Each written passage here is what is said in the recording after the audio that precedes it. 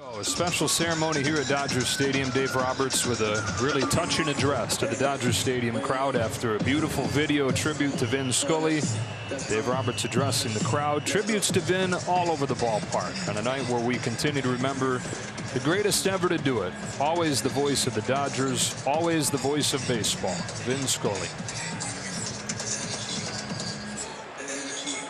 In the midst of these times, you feel like you're alone, but you are not alone, because Vinny touched so many people in so many special ways that what you were feeling, there are others right alongside with you.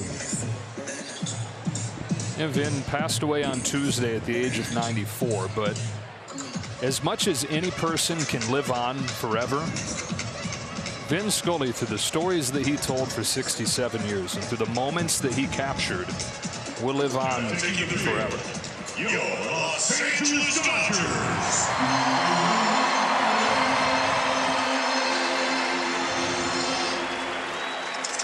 There's a baseball game to be played, and Vin very quickly would want the attention to shift to that. On a night that'll continue to be about him, we've got an exciting game. We've got an exciting series. The Dodgers and the upstart Padres. The U.S. Bank lineup for the Padres. Yes, a much different look. A superstar-laden lineup. After Jurickson Profar, the new addition, Juan Soto. Then it's Manny Machado. And Soto, of course, not the only new addition for San Diego. Josh Bell came over in the same deal. The first baseman bats cleanup. Quietly has been one of the best offensive players in baseball this year. Jake Cronenworth was an all-star. Brandon Drury, acquired from the Cincinnati Reds. Low-key, a big deal. Trent Grisham's in center field hitting 7th, with Jorge Alfaro doing the catching out of the 8th spot. And Ha-Sung Kim, Bob Melvin shortstop, hits 9th. On the mound for the Dodgers in this one is Tony Gonsolin, who has given up 12 runs over his last 3 games, but still second in wins with 12, second in ERA at 2.41. This little slump over the last 3 starts has made a lot of Dodger fans worry. Is Tony going to fade? The workload is now the heaviest of his career.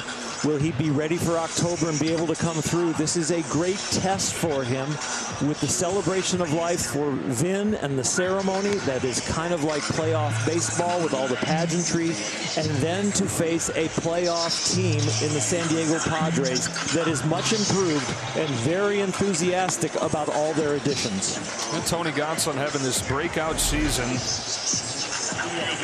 You see the pitch breakdown this year compared to last season, not throwing the 4-seam as much.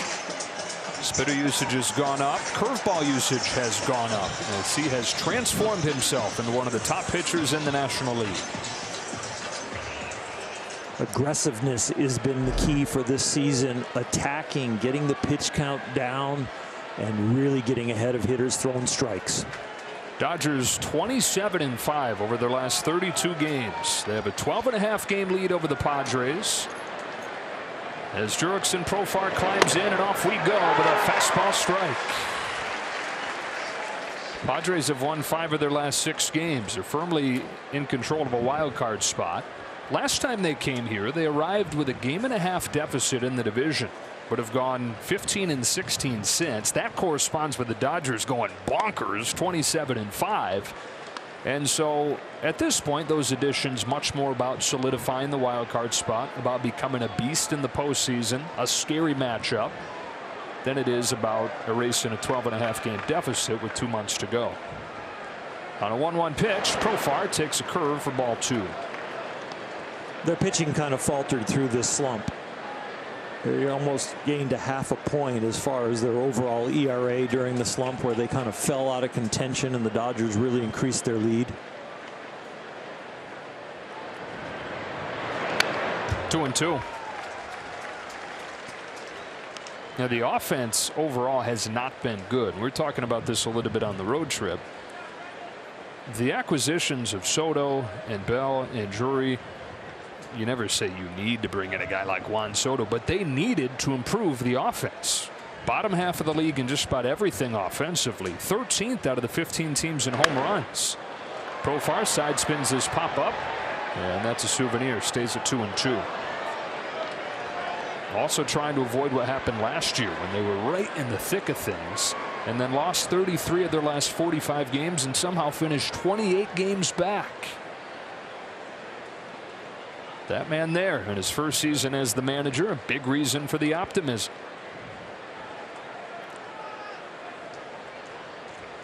Gonsolin kicks and deals another 2-2, and a splitter's fouled off. They're a very talented and flashy team now. They really will catch your eye in the way they play the game with a very glowing flair. The Dodgers on the other side are a little bit more businesslike, but more consistent. But I think that's where Bob Melvin comes in to show that steadying hand and his ability to get these uber talented players all on the same page and trying to play winning baseball on a consistent basis. Three-time manager of the year is the skipper of the Oakland A's, 11 seasons there. He's got the Padres at 61-47. Eighth pitch of the game opening at bat for Profar, and there will be a ninth as Gonsolin misses high with a fastball.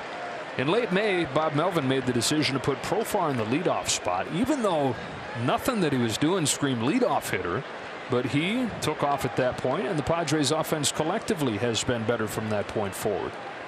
3-2. They are still without Fernando Tatis Jr., who this weekend takes a massive step by beginning a rehab stint in the minors. Differing opinions on when he'll arrive. There are fractions of the front office that think he should get like a full spring training to get ready. Their teams or their guys in the dugout in the clubhouse who are like, hey, get him a few games and get him here. 10th pitch. Swatted to left. Right at Trace Thompson. One away.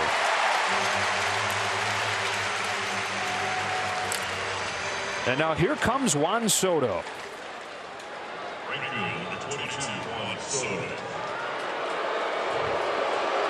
His third trip to Dodger Stadium in last month. He was here for the All-Star game. Of course, won the Home Run Derby. Came here with the Washington Nationals and the Dodgers' last homestand, and now here he is wearing a Padres uniform. He's being greeted like he was a free agent and he had a choice where he went. The offers were equal and he chose San Diego? No. Strike one. Went after a fastball. This is him celebrating his Home Run Derby title on that Monday night before the All-Star game. One of the last times he put that uniform on. Soto was offered a 15-year extension, over $400 million. He scorches this one through the middle, a base hit. Turned it down, and at that point the Nationals said, okay, you don't want to be here. We're going to make the most out of this. We're going to get the most that we can, and they got a haul, trading both Juan Soto and Josh Bell to the Padres, and getting back several of their top prospects, a couple of major league players. The kind of deal that, you know, prospect experts are saying can totally change a franchise, but from the Padres' perspective, they feel the exact same way. They not only want to make the playoffs, they want to go deep in the playoffs. And they have made themselves much stronger. They had that reception you talked about Soto getting like he had a choice. Well, Manny Machado did, and he also spent some time in Dodger blue, and he got a much louder reception than Juan Soto. A little more feeling behind it, as he usually does. Now for a lot of the year, Machado has put the Padres on his back with no Tatis, not a whole lot around him offensively.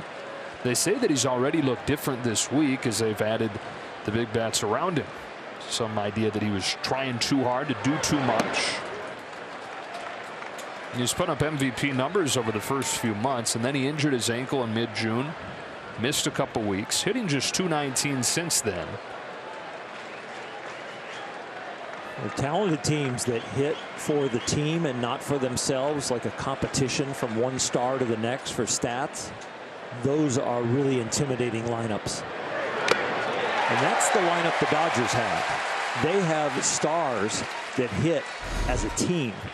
They're not worried about who's going to have the most hits. If it's Trey Turner, if it's Freddie Freeman, they're not worried about who's going to have the most home runs. Is it going to be Mookie Betts or is it going to be somebody else? They are worried about situational hitting and hitting as a lineup. And that's what Bob Melvin is going to have to do with this San Diego club. Soto at first, one away, and a 2-1 pitch coming from Tony Gonsolin to Manny Machado. It's down and away for ball 3. When you hit for yourself and you feel like you're competing with your teammates for stats to be the #1 guy, it makes you wander outside the strike zone. It makes you try too hard. But when you grind out at bats and can pass the baton, that's when you are very tough. Machado in his 4th season with the Padres fouls this one back and the count goes full. Time flies, huh? 4th year for with the Padres for Machado. Yeah.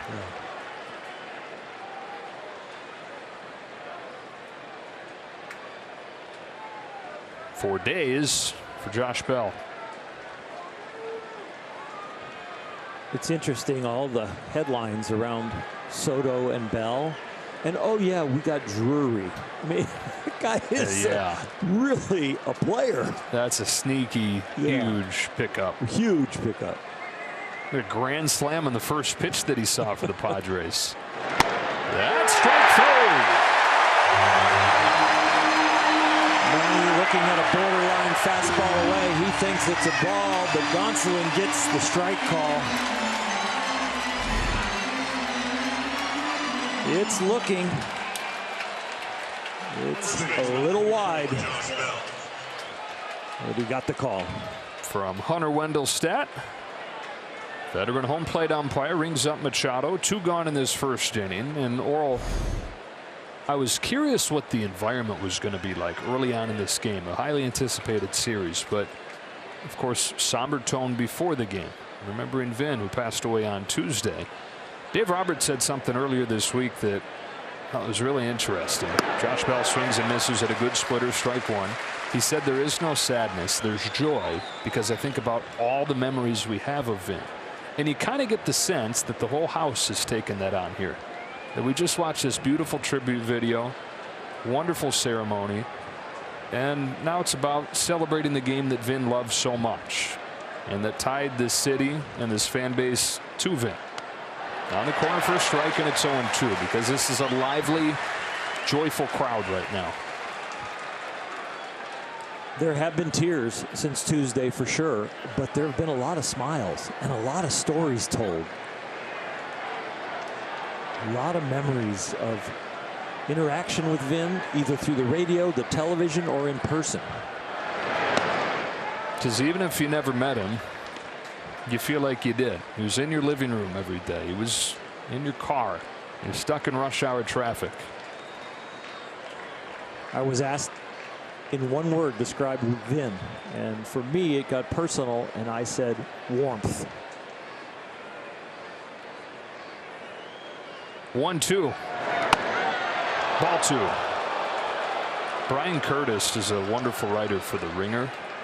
And he wrote a column remembering Vin, and he said, few announcers make the viewer want to give them a hug. Vin made you want to give him a hug.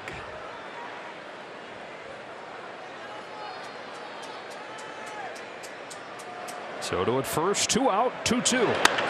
Punches one left side, and the 2 new additions from the Nationals with first inning hits. A professional at bat where he's not trying too hard, and he's just putting this ball in play on the left side. The guy he's standing by next to him over there at first base, Freddie Freeman, does the same thing.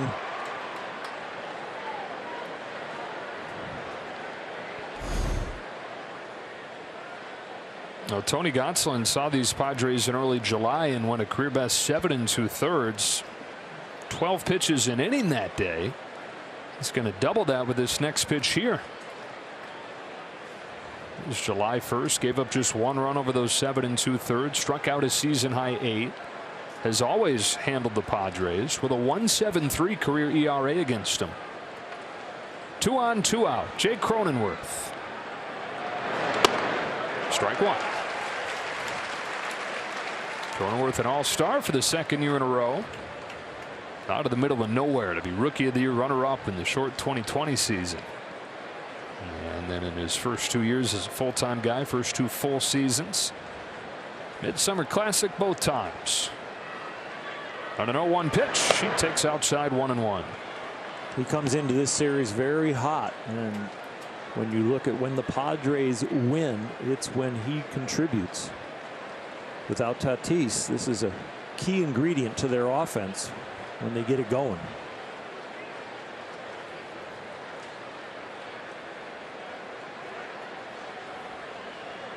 Soto at second, Bell at first. Cronenworth fouls it off, 1-2. A key ingredient for Tony Gonsolin this year has been getting out of these situations. The league hitting 145 with runners in scoring position, and that was down around 100 recently. That was due to come back a little bit, and it's evened out a little bit lately. His last few starts not quite as dominant. The thing about Tony is it very even splits against right-handed hitters or left-handed hitters. That helps those stats with runners in scoring position. Here's his 1-2 pitch. Good take there, huh?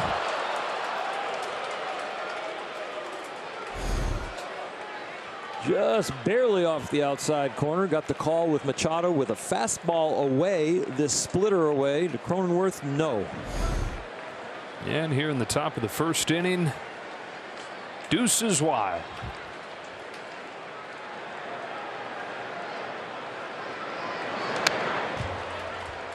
It'll stay that way.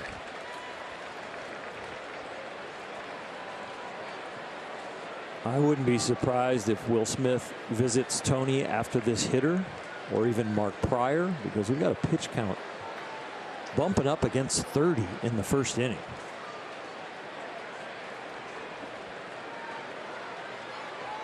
Hopefully he's in the dugout.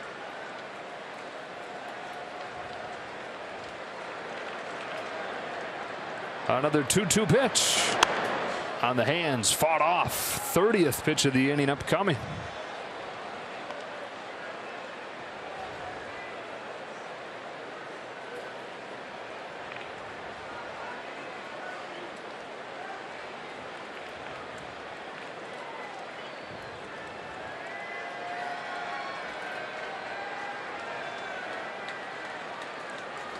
And it remains deuces wild.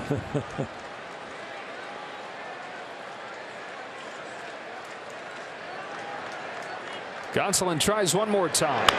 Ground ball to first. Freddie Freeman's there. He'll beat him to the bag and end a scoreless first inning. Ranges to his left and then sweeps with the big first baseman glove right into the leather. An easy trot to the bag after he gets up. Friday Night Baseball on Sportsnet LA is brought to you by Jack in the Box. It's the Dodgers and the Padres, a weekend series here in LA under light blue skies, and the U.S. Bank Dodger lineup looks like this. You know, the big three at the top, and then Will Smith, catcher and cleanup man. Chris Taylor returns, his first game in a month. His first start of the year at second base. Alberto's at third. Miguel Vargas, his Dodger Stadium debut. Thompson and Bellinger, 8 and 9 against Sean Manaea, whose first pitch of the night. Buzzes bets, ball one.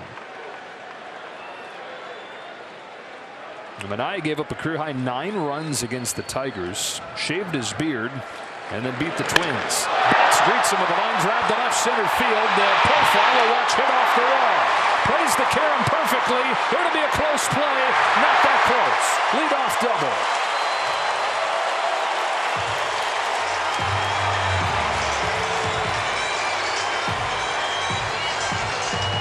Mookie continues to be aggressive. With the first strike, he lets the bat go, and this is Alenia. Rattles the left field wall, and he, with his speed, if this lands, it's going to be a double. Does it take a dive, and does it take some landing gear? Yes. But what a leadoff hitter the Dodgers have had, especially of late. Lina, Spanish for line drive. Thank you. An interpreter in the booth.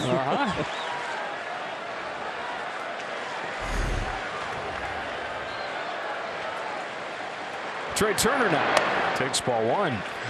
Dodgers saw Manaea April 24th. They scored 7 runs against him in 4 1/3. And in 4 starts in his career against the Dodgers, he's lost 3 of them, and his ERA is north of 7. His 1-0 pitch, swing and a miss. Manaea's 30 years old, out of Valparaiso, Indiana.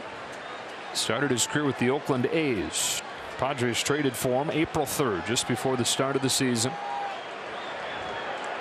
And his 6th full year in the majors now.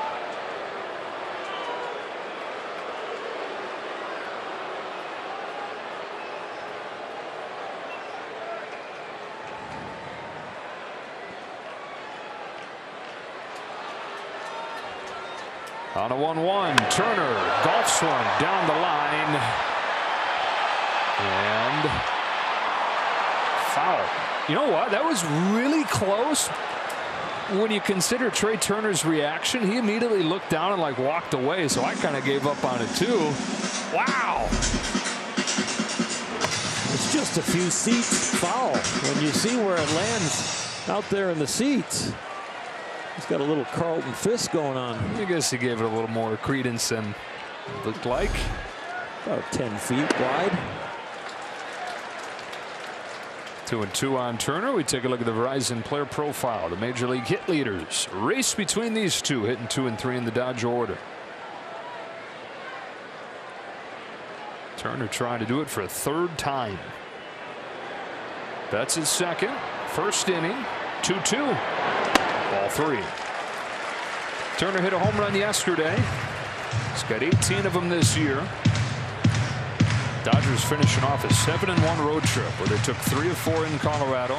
They took all 4 in San Francisco. 2nd 4-game sweep over the Giants since the break. Payoff. Fouled off. Scored 6.5 runs a game on that trip. Number 1 in the league in slugging. Number 1 in the league in walks. Offense has been the machine that folks envisioned when he saw the names put together spring training.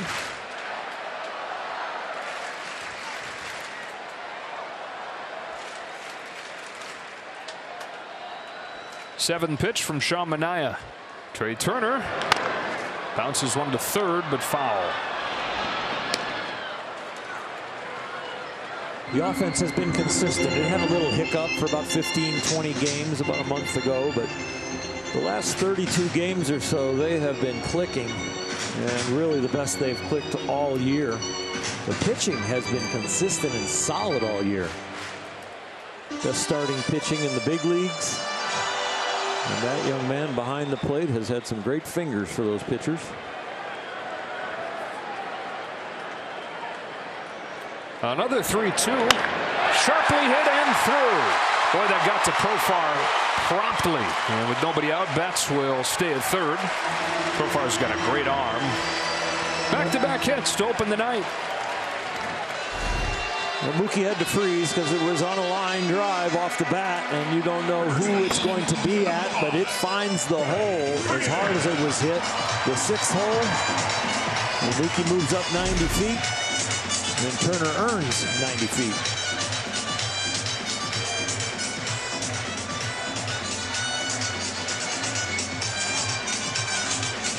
So the Dodgers immediately putting the pressure on Manaea, who now has to deal with Freddie Freeman. He's taken him deep before. Freddie hitting .420 over his last 23 games. Got the call on that first pitch.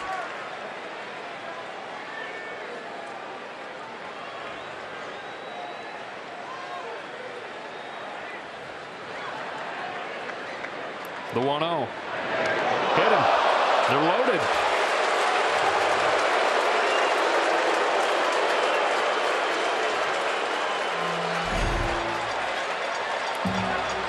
The great hitters stay in, and especially a left-on-left situation, and Freddie hits left-handers just fine. He is not going to flinch and pull out on that. He's going to stay with his consistent approach, and he does get plucked. Pitching coach Ruben Niebla quickly out there for a visit with Manaea. Life coming at him fast again here at Dodger Stadium, where he got rocked in one of his last games with Oakland, pitching here in the championship series a couple years ago. This was the neutral site, or in the division series in 2020. So this has not been a place where he's enjoyed pitching. There's the overall numbers here with an ERA above 5 in this park. And already finds himself with Dodgers surrounding him. Bases loaded and Will Smith coming up.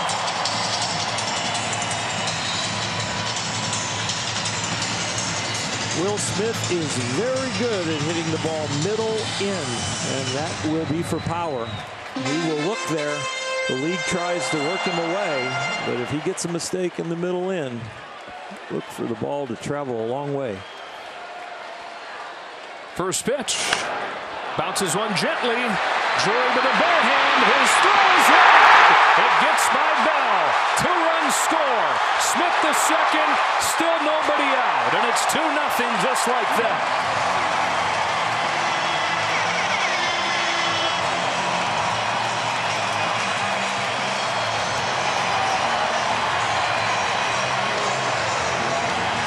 This is the loudest I've heard this stadium in the first inning in a long, long time. I think there was so much energy from the celebration of life and tribute to Vin.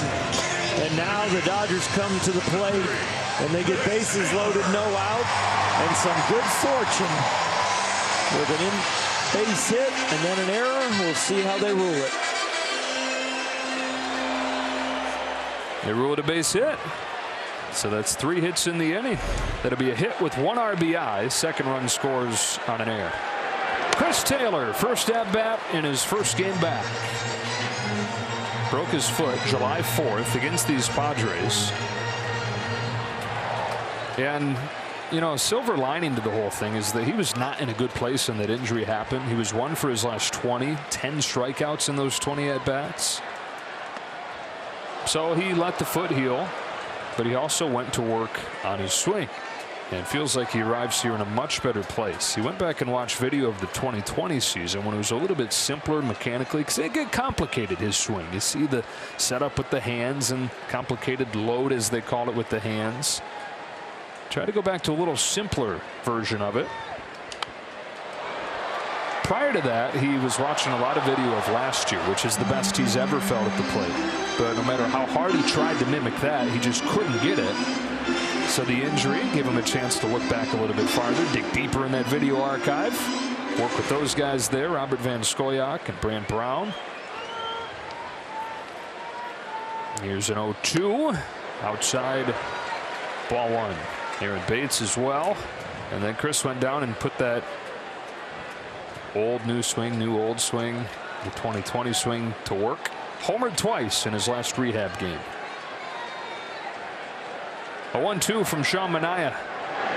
Got him.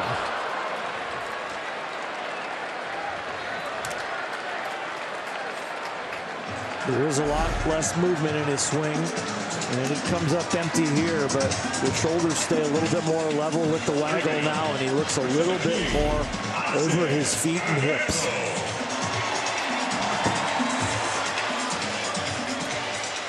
Hanser Alberto started to do the things they envisioned him doing. 370 over his last 10 games, and he's hitting left-handers. Faces one here, shows bunt, stabs through it. Well, he's hitting just over 300 this year against lefties, but he is playing the whole game and going for a little small ball right there.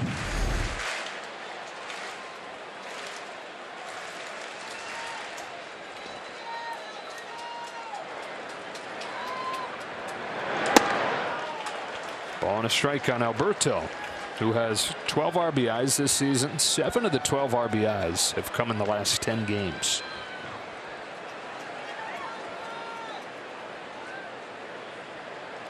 Freeman at third, Smith at second. Manaea's 1-1. Alberto cracks one in the ground that gets by Drury. Dodgers lead 4-0 here in the first. Alberto's safe at second with a 2-run double.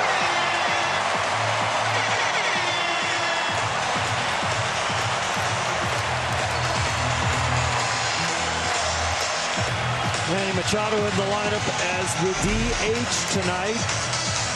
That Gold Glover down to third. Drury a solid fielder, but this ball gets by him. I'm sure Machado at the bench is thinking, I got that one. But he doesn't have a glove tonight so far. And the Dodgers lead 4-0. And it is officially ruled a hit for Alberto. Perhaps missing Manny Machado down there. DHing Miguel Vargas, his Dodger Stadium debut, at least in a Dodger uniform. He was here a couple weeks ago at the Futures game. Said that was one of the highlights of his baseball career. Topped that, making his debut in San Francisco, and felt like he was about to top that again playing here. Behind 0-2. In his debut, went 2 for 4. Knocked in 2. Stole a base.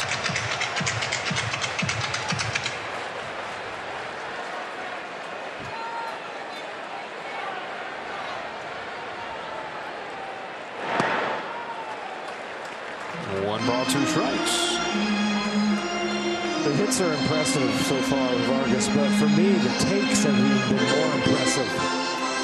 Some pitches that have been in the strike zone for a long time and ended up balls that he has just spit on.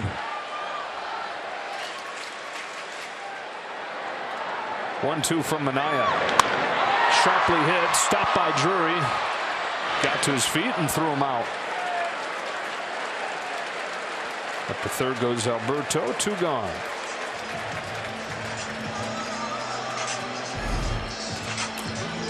We know how good the Dodgers starting pitching has been. They get it going for the offense by putting up zeros. The Dodgers now have outscored the league 75-36 in the first inning. That plus 39 is best in Major League Baseball. The last time they played here, they scored 6 runs in the first inning. The last game against Washington. Trace Thompson, the 8th man to bat in the inning. Swings and misses. The first pitch from Minaya. Thompson facing the team that he began the season with. Got a chance in the big leagues. Went just 1 for 14 though. Padres granted him free agency. Tigers picked him up and traded him to the Dodgers in late June. He very quickly, he's only played 33 games, but very quickly has established himself as a guy that's probably not going anywhere. He's done everything well, and even in the clutch with the bat, the batting average with the Dodgers is really good. The defense and the range he has shown has been outstanding. It's under it. Alfaro didn't see it at first. Bell charging up to try and help him, but it's out of play.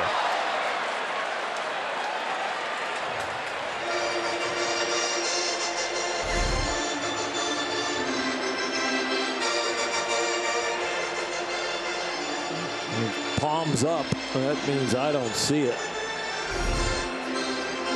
Screen up. That means I don't have to tumble into the first row. Yeah. Tony Gonsolin threw 30 pitches in the first inning. 29th pitch of the first inning from Sean Minaya is an 0-2 to Trace Thompson, and it's grounded foul. So both guys reached the 30-pitch mark in the first. Yeah, not just you, Tone. Well, he's getting plenty of rest. Huffing and puffing still over there.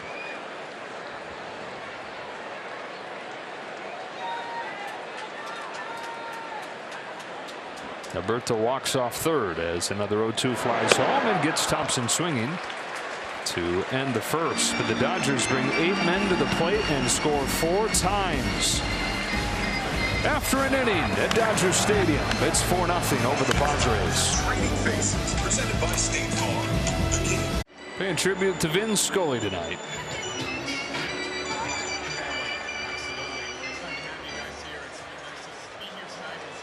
And the Dodgers very quickly giving these fans some fun after some tough moments pregame.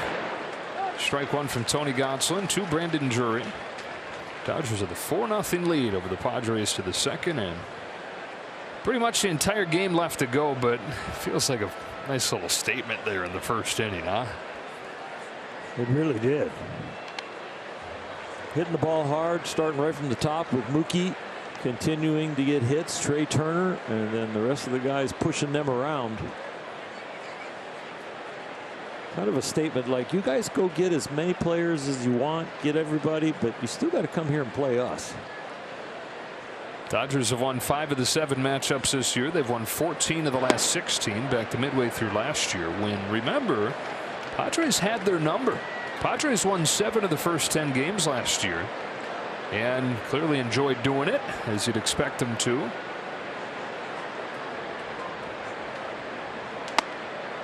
Dodgers took it personal, as you would expect them to. And there were some team meetings about, look, we got to match their intensity. We got to match the fire they're playing these games with.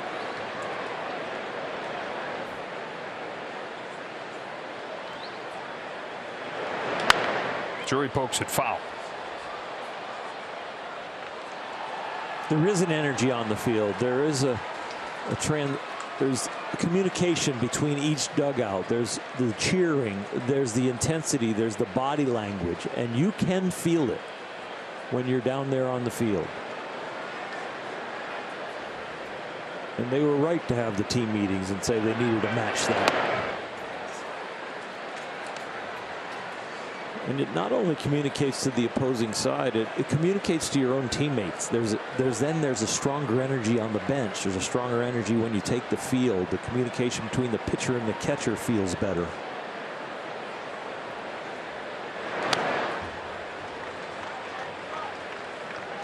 And I think it really relates back, Joe, to there's talent, and then there's talent that trust each other. And that communication, that energy, tells the whole team that we're all on the same page and we all trust each other, that we're all engaged. Leadoff walk for Drury. How long does that take to develop? Well, that's why guys like Hanser Alberto are so important. When you have energy guys that create the energy on the bench when the team's together, keep the energy going when the team's on the field. You know, he's not just verbalizing just things that are just sporadic and funny. He's probably yelling also baseball cultural things. You know, hey, get a double play here. Come on, throw some more strikes, man. We can put this guy away. Stuff like that, where guys really feel like it's not only fun, energetic, but it's instructional and focuses you. Trent Grisham's the hitter now. And Grisham takes a ball from Gonsolin, 1-0. Grisham's hit 3 home runs in his last 9 games. Overall, it has not been a good year for him, but better as the year's gone on. Power lately. Somebody who continues to play solid in center field.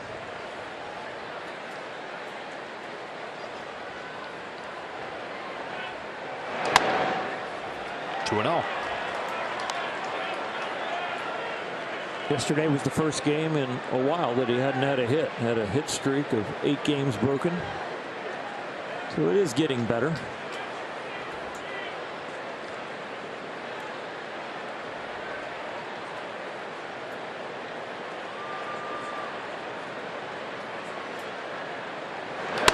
Takes ball 3. Surprising, because Tony was lighting up the strike zone in the first inning. I know it was a long first inning, but it was more the secondary stuff that he wasn't throwing for strikes. The fastball was about 95% strikes in the first.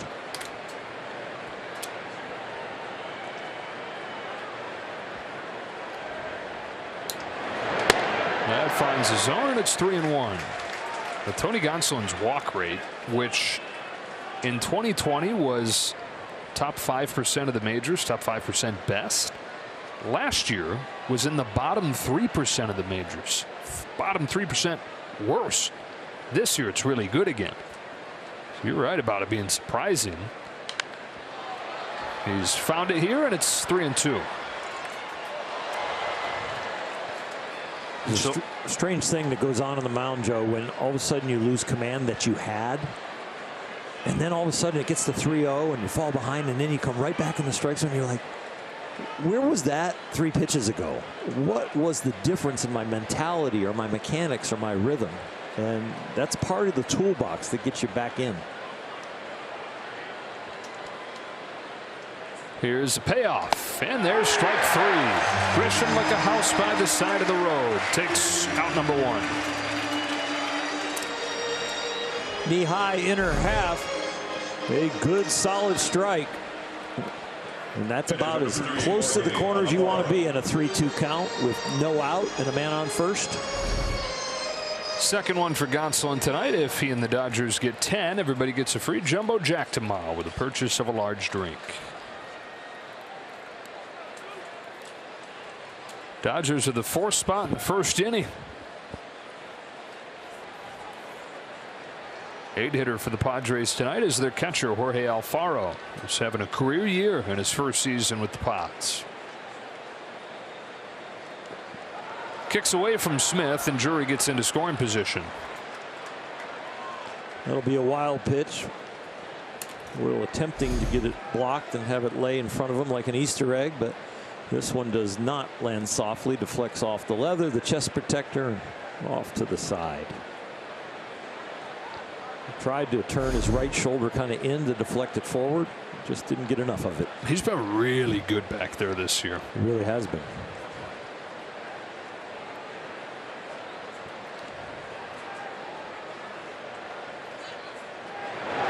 You know, some of the framing numbers aren't kind to him, but just the eye test of him helping his pitchers out, he seems to be passing with flying colors. The leadership quotient is going up, and I'm sure that's with comfort, and he is one of the best studiers back there of game calling. Alfaro very aggressive. Chops one to third for another guy that's pretty darn aggressive. Hanser Alberto whips it across the diamond to get him 2 out.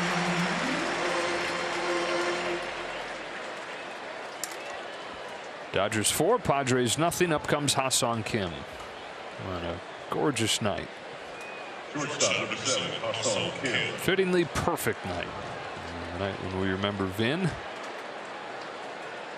They asked the fans to get here early to be in their seats by 6:30 as the celebration was going to begin, and boy, I would say a good 75–80% of them were definitely here early. Not easy to do on a Friday in LA. No, it isn't. Kim, who has homered against Gonsolin before, watches a slider miss. Kim's man shortstop for much of the year for the Padres with Tatis out, and he'll be coming back soon. This is going to be one formidable collection of hitters. What a fun collection of hitters to watch.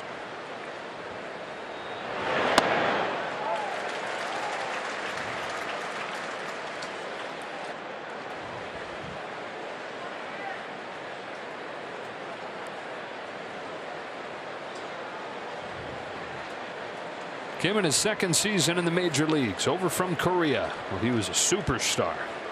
Struggled in his first year. He's improved this year, playing every day. He's got Drury at second, 2 out. And he flips one over first. If it's fair, it's a run, but it's foul.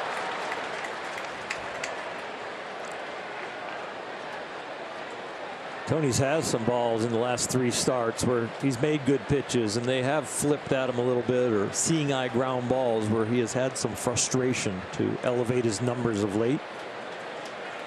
Right now, the only thing elevated tonight is his pitch count. 50. Man. There's 12 per inning when he saw these guys a month ago.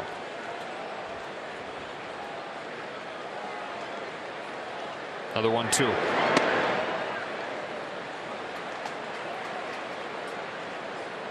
That's the pitch that Julio Urias has really perfected over the last 8 or 10 starts, where that high fastball, he keeps it in an area low enough to be tantalizing, but high enough to make outs.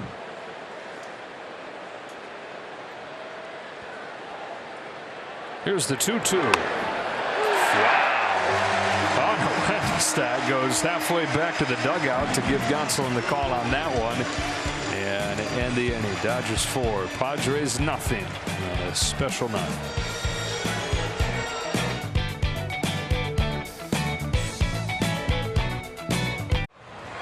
Dodgers trying to win one for Vin tonight. Off to a promising start, getting 4 in the first against Sean Manaea.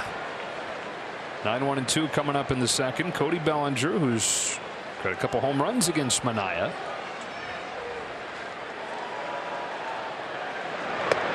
Is ahead 2-0.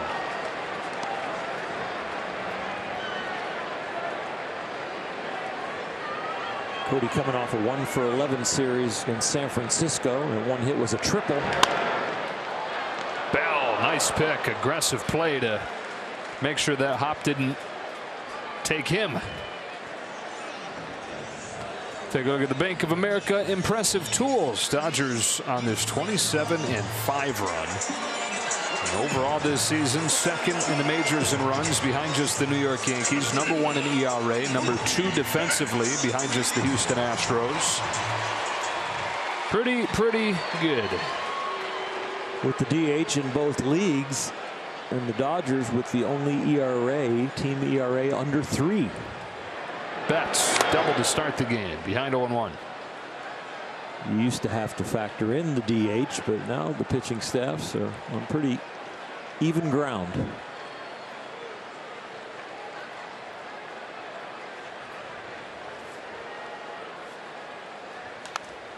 Dodgers are the only team in the National League that's scoring 5 runs a game. It's actually not even close. The Braves are second, and they're a half run a game less than the Dodgers on average. That's a significant gap. That's huge.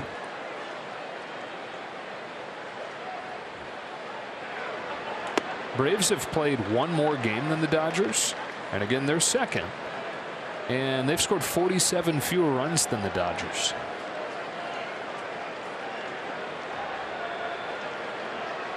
One, 2, ball 2.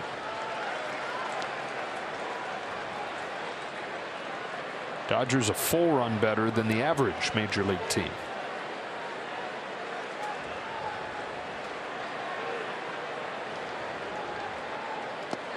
Mookie's worked it full.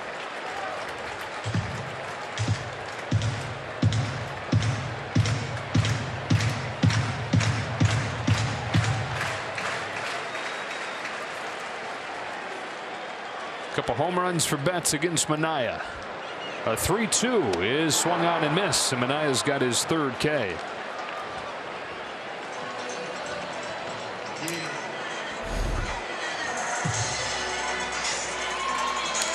The backdoor slider. Star's batting average against, that's his best pitch. League hits below 200 against that pitch. 2 gone for Trey Turner. Likes to change the shape on it. He has been charted to have thrown 13 curveballs this year, even though he doesn't have a curveball. All 13 of those came when he saw the Dodgers the first time. We talk about guys doing things they don't normally do when they face this lineup. That was a mischarted slider, just a different version of it that he's only shown against LA. If you go down pitch types against this lineup, you get to the curveball, and if you only have a slider and don't have one, you think, oh, they're not real good against the curveball. Maybe I'll try making my slider look like one. And make it go a little slower with a little bigger break. And if the computers say it is one, I'm not arguing with a computer. Are you? No, I never argue with computers. No, not safe. Couple Ks in this inning for Manaea after the Dodgers get 4 runs in the first. He retires them 1-2-3 in the second.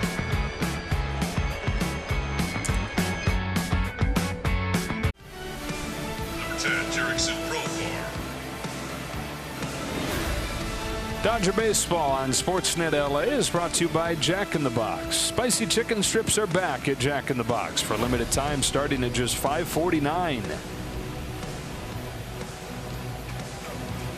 4-0, Dodgers in front as we move along to the 3rd inning. Tony Gonsolin to Jurickson Profar. First pitch curve that's popped into center for Trey Turner. 1 pitch, 1 out. That's nice. That'll help the pitch count.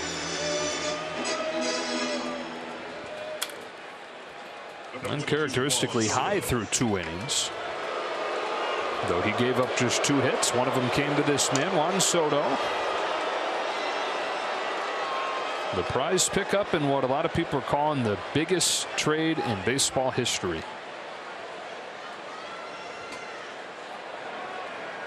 He's the first player in the history of baseball to earn multiple All-Star selections and then change teams before turning 24 years old.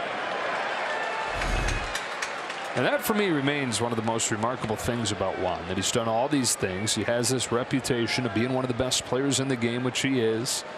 He's drawn comparisons to Ted Williams for certain things, and he's 23. Tonight, he's 1 for 2.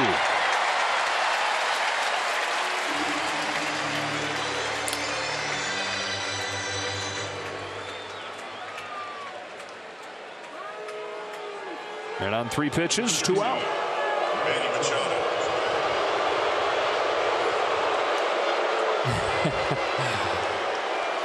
I don't need to tell you who's coming up. The crowd does.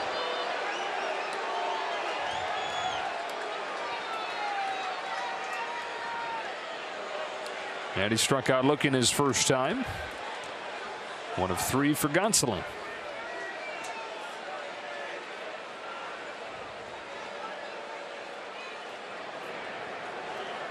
He will ambush you.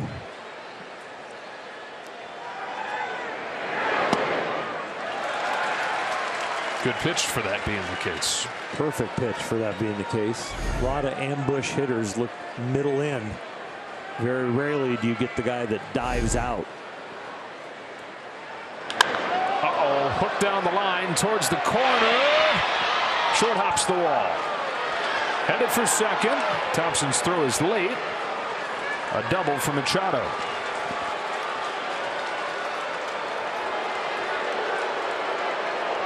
Well, it's either first pitch or first strike with Manny Machado. He is locked in early.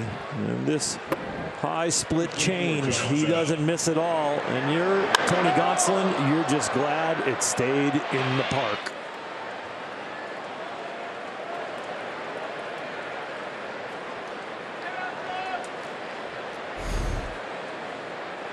Two-out base runner for the Padres. Brings up Josh Bell, who beat the shift his first time with a 2-strike hit the other way.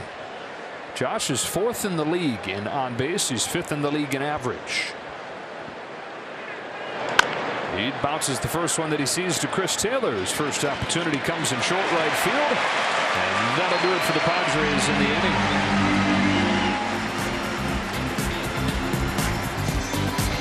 Moment. Dodgers benefiting from some less than tidy defense from the Padres in that first inning. Put it in play, hit it hard, get some help, score some runs. Ball 1 on Freddie Freeman. Grand and jury the guilty party on both those plays, both of which would have been good plays, but didn't make either. Ball and a strike on Freeman. Got hit by a pitch and scored on the 2-run double from Alberto.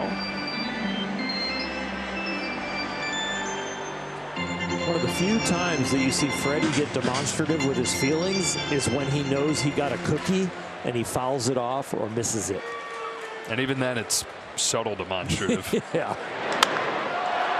Loops this one off the end of the bat. Down for a base hit. We will get to see the pearly whites, though, after that one, I think.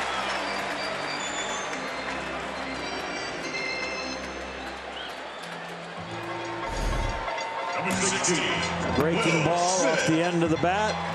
Not a lot of barrel, not a lot of distance, but perfect distance.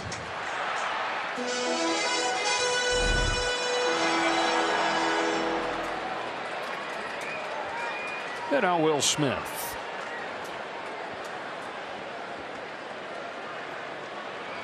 Will finished the last homestand 1 for 25, but had a hit in all 7 games that he played in on the road trip, and he's got a hit already in this one.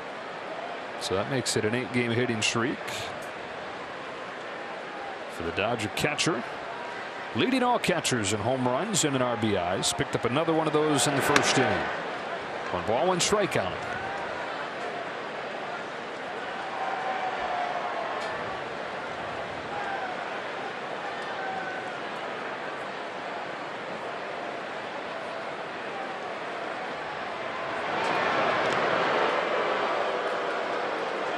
of this order has gotten a lot of credit over the year of why this offense goes. Well, tonight they are 4 for 7 with a hit by pitch, and they have scored all 4 runs. A couple nights ago was the first time all year that Betts, Turner, and Freeman all went without a hit in the same game.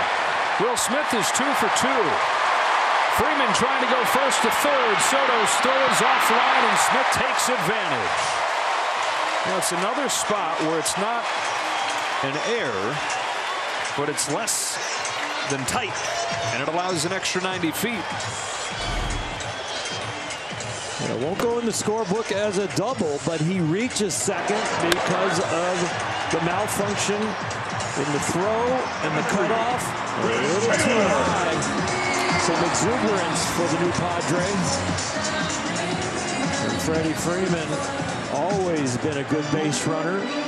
Never known for the speed, but known for the reads, breaks, and turns. And helmets flying off. Adds at least like, I don't know, it takes at least 2/10 off your 40 time. Chris Taylor, strike 1. Taylor struck out in his first at-bat back. Got the Ducks on the pond for CT3 with a 4-0 lead, bottom of the 3rd. So Taylor's playing second for the first time this year today at the major league level. Started taking ground balls about a week ago in Oklahoma City. Started a game at second. Started one game in the outfield and moved to third. Got a little time at both those places. He says, I like riding the bike. He said, well, got a week of taking ground balls in. I said, okay, so now that you got a week of taking ground balls, like riding a bike. And he said, well, we'll see. But that's just him. Consummate pro who is always ready for whatever they ask of him.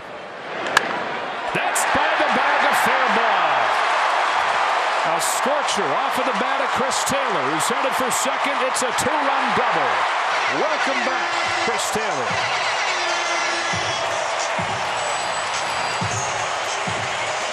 This one will be scored a double, and it is a cultural double. Down the line and doing fine. Feeling a lot better than the strikeout in the last at bat with runners in scoring position. This one, he definitely comes through. It's a one-hopper into the corner. And Will Smith and Freddie Freeman score easily when you scorch this ball right down the line. Spend a week apart and you come back and you're rhyming and stuff.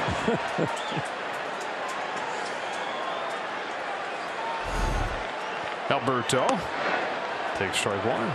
In Double-A in El Paso, their PA announcer would always narrate what happened on the field after the play. That's awesome. Down the line and doing fine, and you're watching the guy who just hit the double off of you round the bases. Fly ball right field. Juan Soto will make the catch.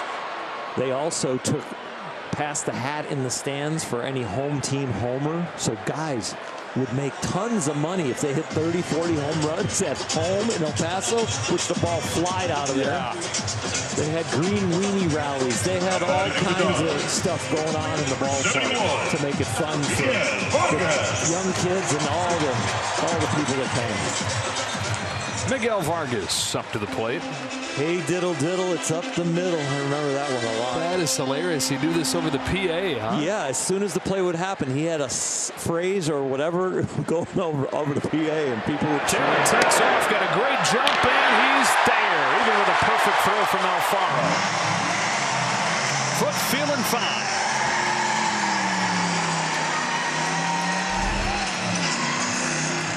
Great lead. He stayed out on his front foot. Good momentum at the launch position and the easy slide where a half oven mitt to stay on the bag. 7 out of 8 on the year. Dodgers #1 in the National League in stolen base success rate. 0-2 on Vargas. CT saw Miguel Vargas do the same thing, hit a double and steal third right away. So he's like, I'm not going to let some young kid show me. That's right. Miguel, after the game, they asked him about that, and he said, I was just feeling unstoppable. Like nobody in the world could stop me. It's 1-2 on him. Your PA announcer thing reminds me of high school football. We were the Vikings, and our hometown PA announcer on a gang tackle used to say, tackled by a shipload of Vikings. I like it. 1-2. Strike 3. I don't think Hunter Wendelstedt knew what the count was. Hunter's not had his finest night back there.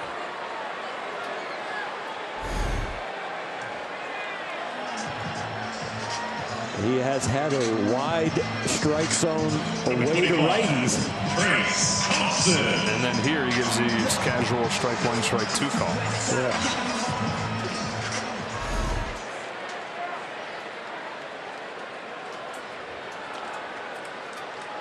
Two out. Trace Thompson.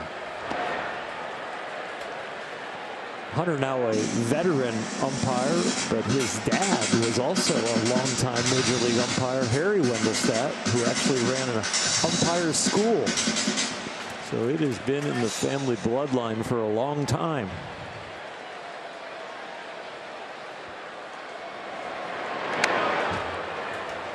A place in Dodger history, helping extend Don Drysdale's record scoreless streak. When Dick Dietz was hit with the bases loaded and Harry Wendelstedt said, nope, that was a strike. He didn't try and get out of the way. And that continued Don's streak. There's nobody out at that point. Dietz flied out, and Drysdale was still able to get out of the inning. 2-1 on Thompson. Don didn't get in many jams, but when he did, he got out of them.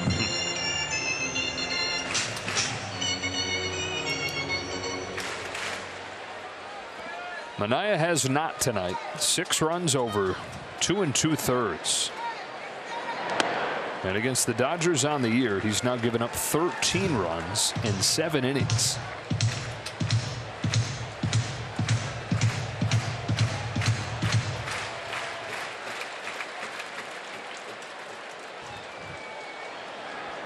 Taylor at third, 2 out, 3-1.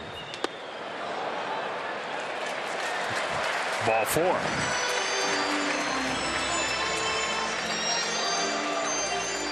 The MLB Ballpark app will complete your next visit to Dodger Stadium. Buy and manage game tickets, unlock offers, access exclusive content, and much more. Download the MLB Ballpark app today.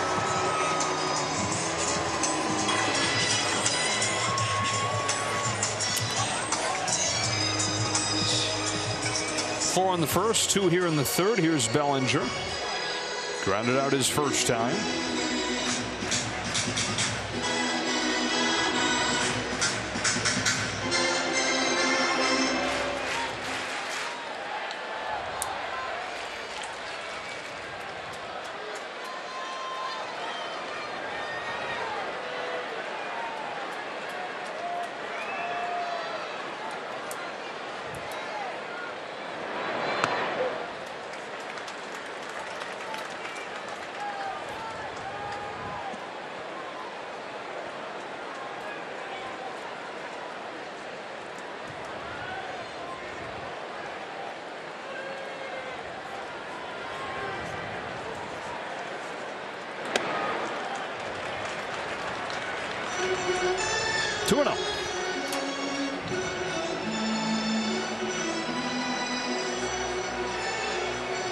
Second visit in 3 innings from the pitching coach, Niebla.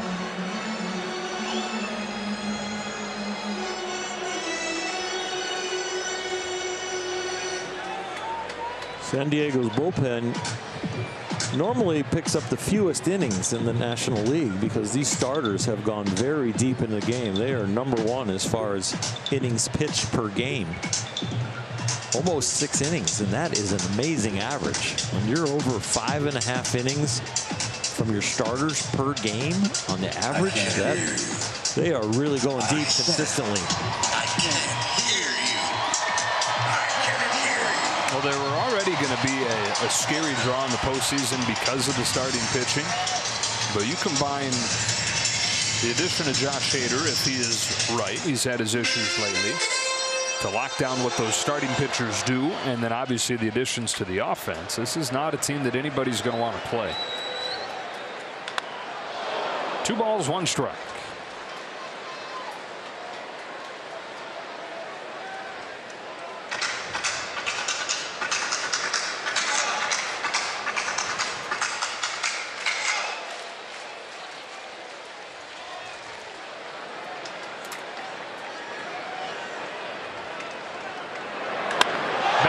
Pulls one deep to the right field corner. That's over Soto and off the wall. It'll score 2 more. It's a rout. It's 8-0 in the 3rd inning.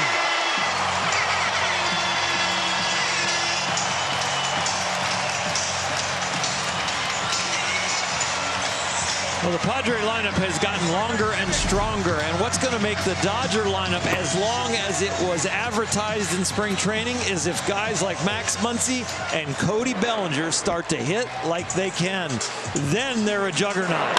Most of the offense has come from the top of the order, the big 3, the trio. But if it gets longer, it's going to be because of Bellinger, Muncy, Trace Thompson, Chris Taylor, and a continuation of a good Gavin Lux. Mookie Betts, fly ball, center field. Playable for Trent Grisham.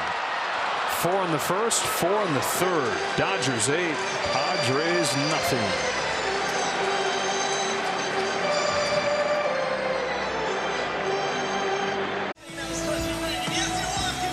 Dodger Baseball on Sportsnet LA is brought to you by Carl's Jr. Order 1 hand-breaded chicken menu item in the Carl's Jr. app and get another for just $1. And by Nissan. At Nissan, we make cars that thrill. Experience the thrill for yourself today. Shop NissanUSA.com.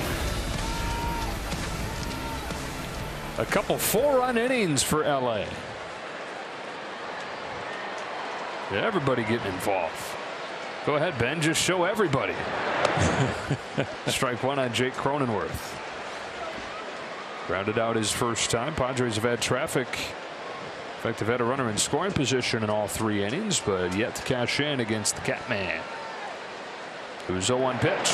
It's in the dirt. Tony needs a good outing. He needs to get back on the beam. He got 16 starts at the beginning of the year that were pretty much flawless. Makes the all-star team, but the last 3 have been kind of rocky. One of them literally.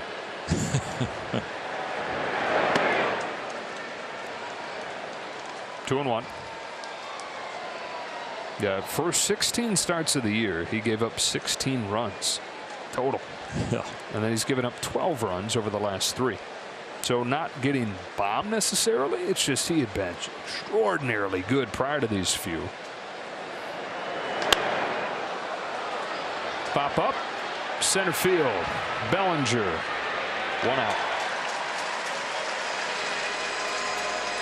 He got in some jams. He got in a few more jams than he normally does, and then they hit him at a 333 clip with runners in scoring position in those 3 tough starts. So it really just wasn't getting the job done and getting back in the dugout.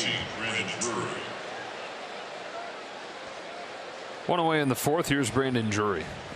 Now, when the lockout ends this spring, Brandon Drury is in Oregon. That's where his home is. And hops in the car, hits the road, heads to Arizona without a team. He figures he's going to land with somebody between Oregon and Arizona, but he doesn't know for sure. He's got his bags all packed, ready to start the season. On and off the phone with his agent. Tells his agent, I'd love to be a Diamondback again, where he started his career. Let's make that happen. Diamondback said, not interested. Well, how about the Orioles? I can always adjust and I can go to Florida if I need to. The Orioles got to have a need for somebody, right? Yeah, not interested. Finally, right before he crosses the state line into Arizona, his agent calls and says the Reds. The Reds want to give you a shot. 1 ball, 2 strikes. Gets his shot. Makes the team as a bench player. And proceeds to put together the best year of his career. Got a real shot because of the injuries the Reds had. And he was an all-star snub. This has been one of the most valuable players in the National League this year. What he's done offensively and his versatility. He's down on strikes here, 2 gone in the 4th. His OPS in the National League was 10th, right, coming into the night. A good split change, and I love the fact that it's not on a corner. I love the fact that it starts right down the middle, perfect height to want to swing the bat, but then ends up right down the middle in the dirt.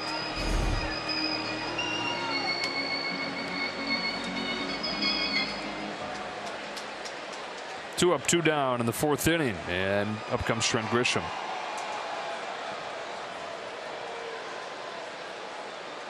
Padres are 1 for 6 against that pitch tonight against Tony Gonsolin's splitter.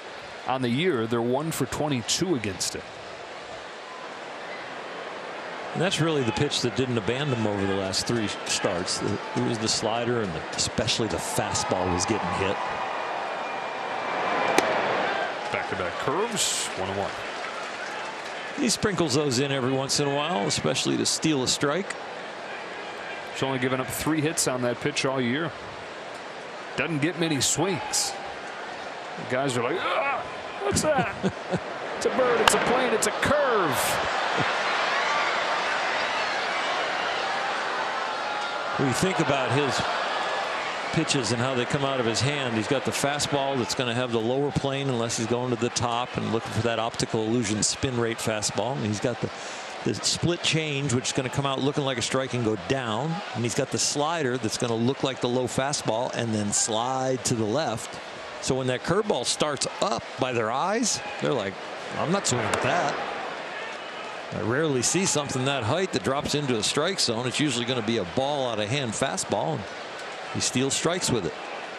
Slide to the left. He said, slide to the right. Cupid. Right? Yeah.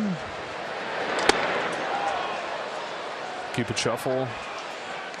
Hey, I'm a good dancer. I know exactly what you're talking about. I mean, you'd know that song if you heard it. Oh, yeah. No, that's Cha Cha Real Smooth. Is that the same song? They all kind of sound similar. That's the Cha Cha Slide. Ooh, got a swing on a curveball. That started the height of a up fastball for a strike almost. Pops out of his hand a little bit. His curveball's allowed to look like a high school curveball. He doesn't throw many. But if you were going to use that curveball a lot, that wouldn't be a good one to throw because you'd recognize it as a hitter. Freeman is out of room. Just to nail the facts, I know we've moved on, but it's DJ Casper that did the cha-cha slide. Just want to make sure we're in the business of giving the facts here. Yeah, I'm glad you covered that. That was hanging right over my head for the rest of the game. What was his name? I already closed the page. Was it Casper? DJ Casper. Okay. Cha-cha, real smooth. All right, Hanser. You're freeing us all from any more of that.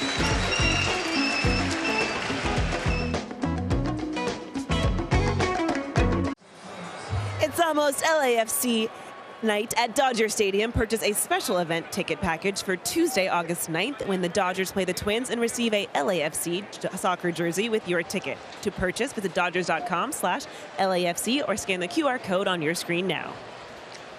Trey Turner leads off this 4th for the Dodgers. They got 4 in the 1st, 4 in the 3rd against Sean Manaea. He gets a swing and a miss from Turner. Ball and a strike. Trey's 1 for 2. He singled and scored as part of the 4-run first. Base hit. 9th of the first 3+ innings.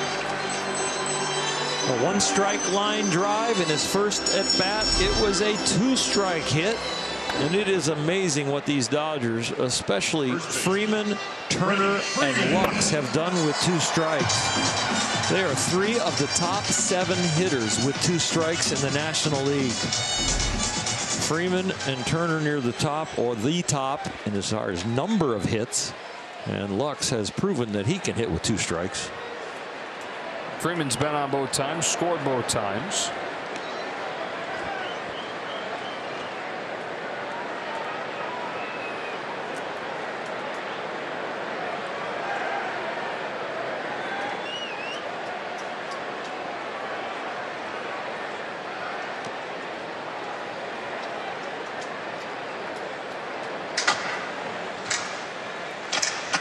Steven Wilson getting going in the Padres pen.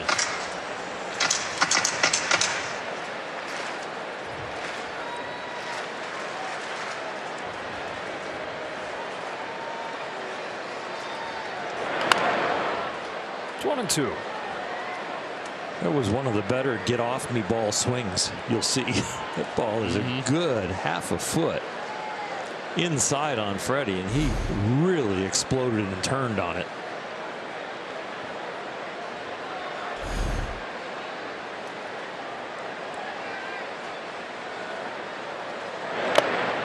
Got him here. Some altitude on that pitch.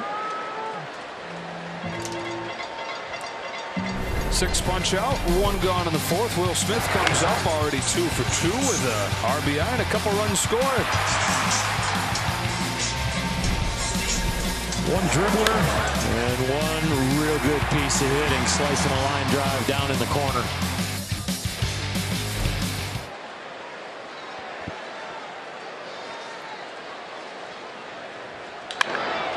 And to left, he's 3 for 3. Well, Turner was ready to make the turn there if Profar didn't find that after the little juggle, but did. Will Smith not wasting any time, not looking for 2 strikes or 1 strike. Let's hit the first pitch, and another line drive, 1 down the right field line. Now this one in the left center gap. He is on time, and 2 out of 3 have been hit hard.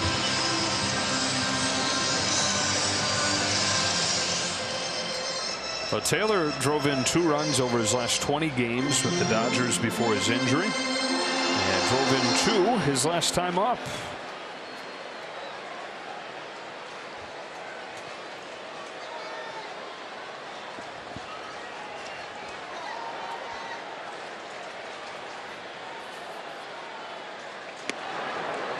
Strike 1.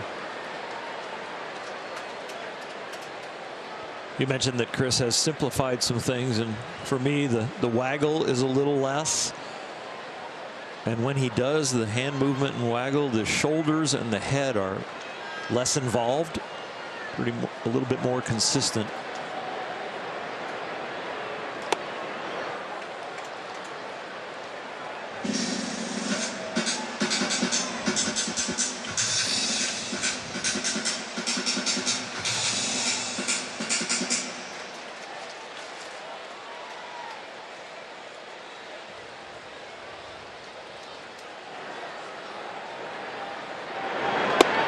Down on strikes here, 2nd time today.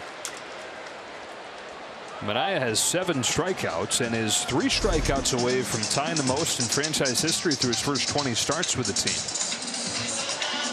The 2-seam fastball, he will elevate it an awful lot. He doesn't really change from a 2-seamer to a 4-seamer depending on what elevation he's going. He can take the 2-seamer at the knees, the waist, or all the way up by the shoulders.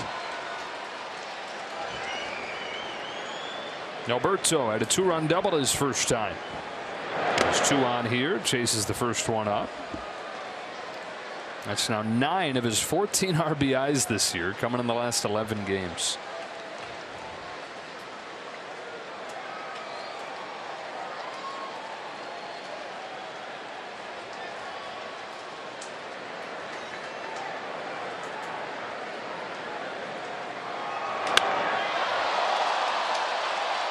In center field, it's Grisham. Now we go to the 5th.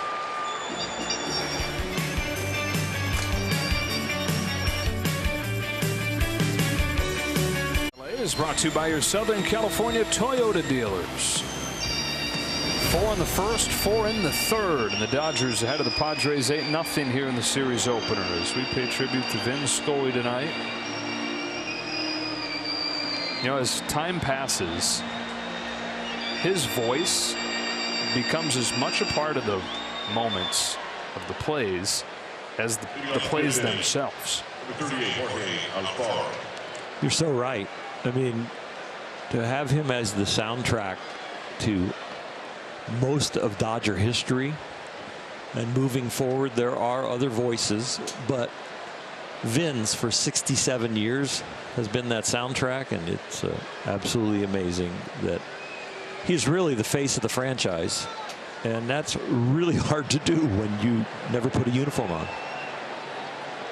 Well, Alfaro to lead off the fifth for the Padres. Here comes Tony Gonsolin with ball one. So many moments over those 67 years, from Koufax's perfect game in 1965 to Clayton Kershaw's no-hitter in 2014, Drysdale streak to your streak, the Gibson home run to the Culberson home run in his last game here, and so many moments in between. And then all the moments that he covered nationally, some of the biggest moments in sports history, Vin was on the call for.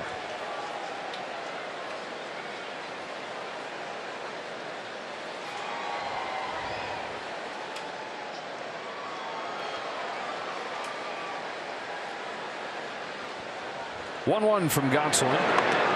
Backs up and found the bat. Strike two.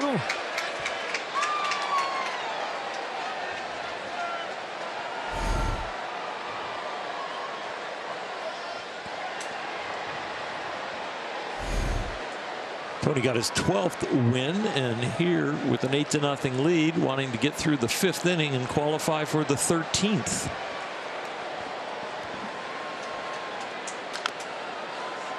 It would not be one bit surprising to see, regardless of where the pitch count is, them say that's it after 5, with them doing their best to manage those innings total. And we've talked about it. There is not a strict innings cap, but they're keeping an eye on it, because the most innings that he's thrown in a season was in the minors in 2018. He threw 128.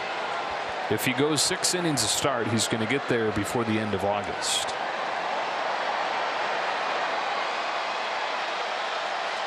Yeah, when the opportunities arise to get him up the clubhouse, they will do it.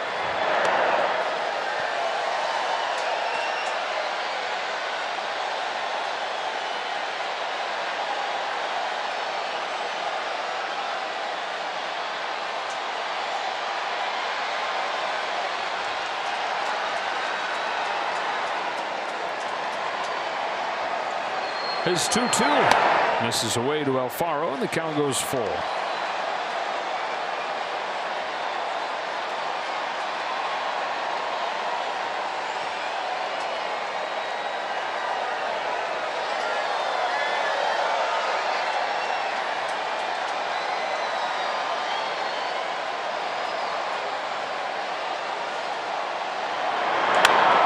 Down the line, foul, just barely.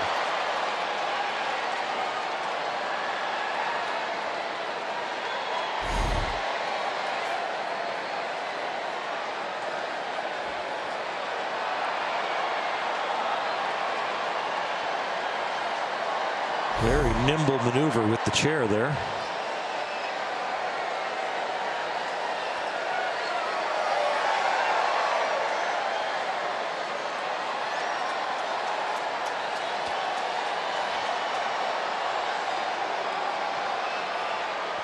This time he got him. We're talking about some of those big moments that Vin captured so beautifully. Maybe the most beautiful of them all, the 9th inning of Sandy Koufax's perfect game. 9:46 p.m. 2-2 to Harvey Keene. 1 strike away. Sandy into his windup. Here's the pitch. Swung on and missed. A perfect game.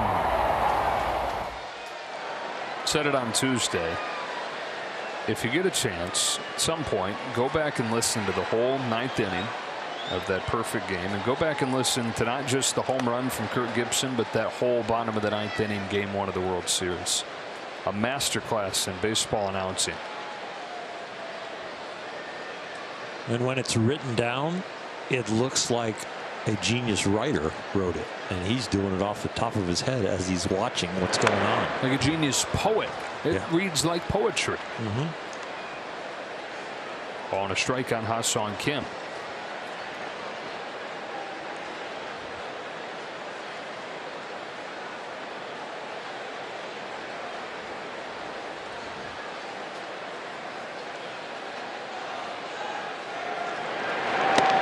Al Michaels, one of the all-time greats himself, was talking about what Vin meant to him, and he said he could take an ordinary game and make it extraordinary, make it better than it should be, and he could take that huge big game and make it iconic.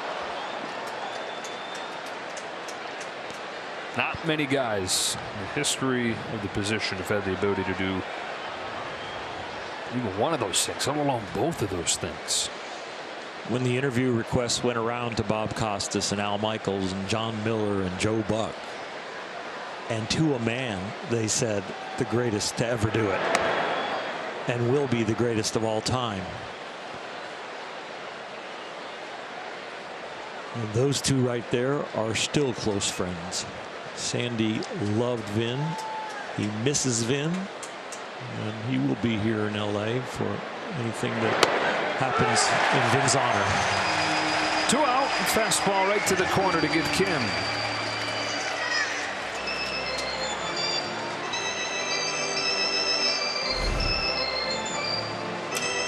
Strikeout, and that is number 6. 4 more, then everyone's going to get a free jumbo jack tomorrow at Jack in the Box, with the purchase of a large drink valid at LA area restaurant. Threw a little mathematical curveball there, huh?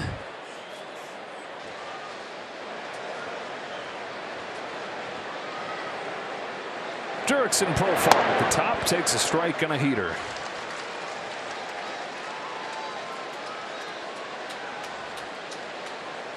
Oh, 3 of the first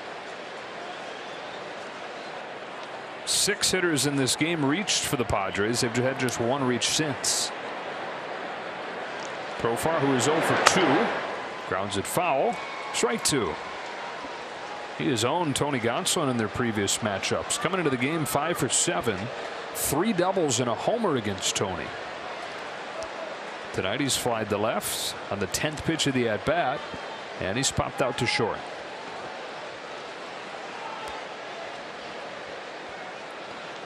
Oh, 2 pitch. Check swing. Did he go? No swing. Ball 1.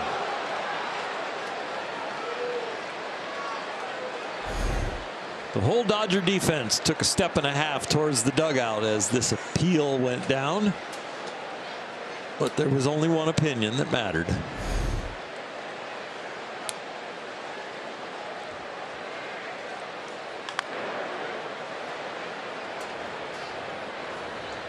Gonsolin knows it at this point. Is probably it. Chance for him to finish with a flurry. Finish by striking out the side.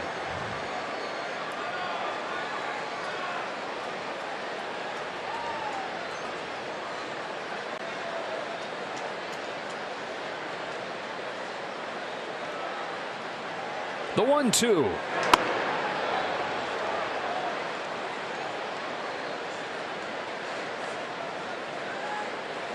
Talk radio was kind of lit up when Clayton Kershaw gets hurt and then goes on the IL, and then they say Tony Gonsolin's kind of hit a skid. What are we going to do? The trade deadline is gone.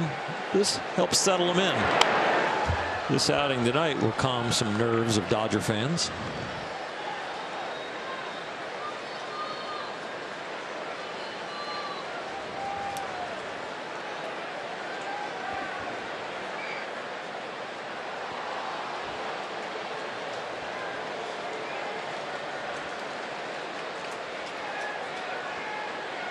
Another 2-2 from Gonsolin.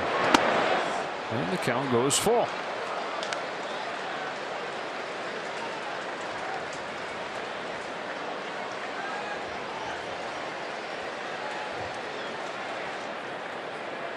19 pitches seen by Profar in his 3 plate appearances.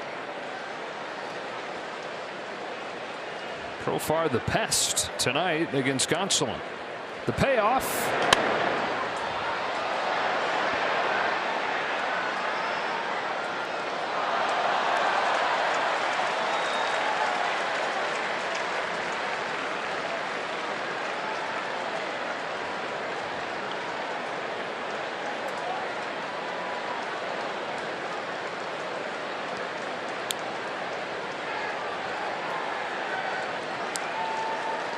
Tries again.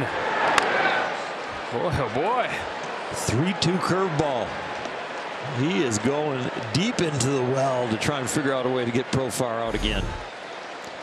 And it gets that way when a guy owns you. Even though you're having success tonight, you're still looking for tricks. Second battle they've had go 10 pitches. Gonsolin won the first. And the second. 1, 2, 3, 5th. Halfway home. 8-0 Dodgers.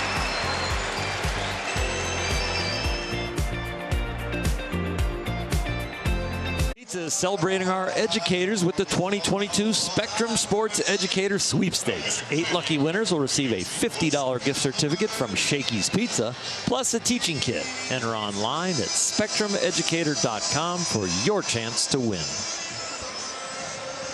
Night is finished for Tony Gonsolin. 5 scoreless innings against the Padres, who made him work over the first couple innings especially. Able to fight through, and nice outing for him to get back in the saddle here after 3 rocky ones. Yep, pick up a little momentum tonight, pick up a W, and carry on in the second half. Miguel Vargas takes a strike from the new Padres pitcher, Steven Wilson, who replaces Sean Manaea. Wilson's been a nice find for them this year. Nice surprise in high leverage spots for a lot of the year. Ahead 0-2. Well, Manaea finishes allowing 8 runs. That's a career high. And in 2 starts against the Dodgers this year, 15 runs in 8 1/3.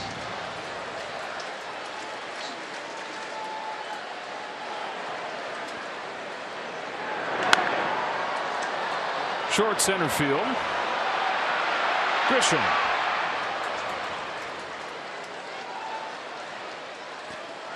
Tony Gonsolin talking it over with Mark Pryor. Tony didn't have a lot of swing and miss in his game tonight, but San Diego only hit 4 balls hard. But he still put 5 shutout innings in the book.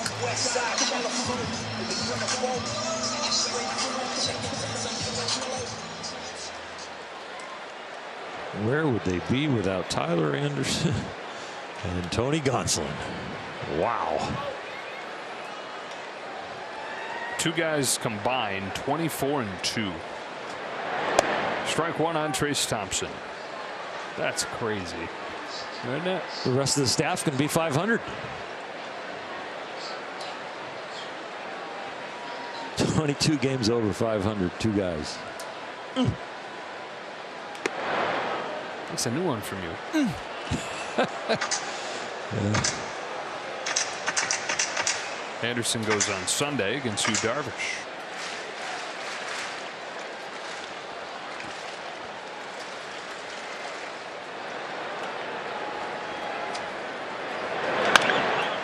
Bouncing ball left side. Kim with a nice play and a perfect throw off balance. When you're ranging away from the place that you are going to throw it, you have lots of things on your mind as far as calculating where you are on the field, how much velocity you need, how high do I need to throw the ball, and that was done perfectly. Kim has always worked hard on his defense. Back into his upbringing in Korea is what he took his most pride in. Hours and hours of ground balls each day. Bellinger knocked home a pair with a double his last time up. This one sweeps inside for ball 1 on him. Here is that double. Video proof.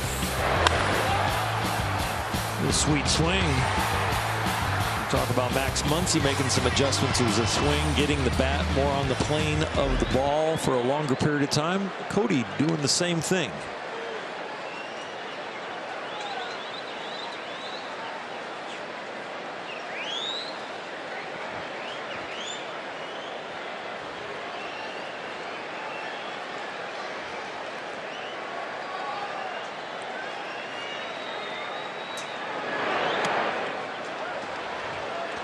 Some width to that strike zone tonight. That is a backdoor slider that never makes its way back to the plate. Most of the wide strikes have been away to righties, but this one away to Cody.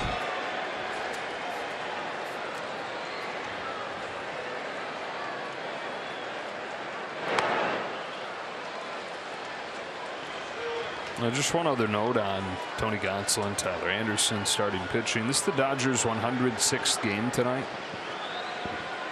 In 61 of those 106 games, the starter's given up 0 or 1. 0 or 1 allowed in 61 of the 106 games. That gets your staff ERA under 3.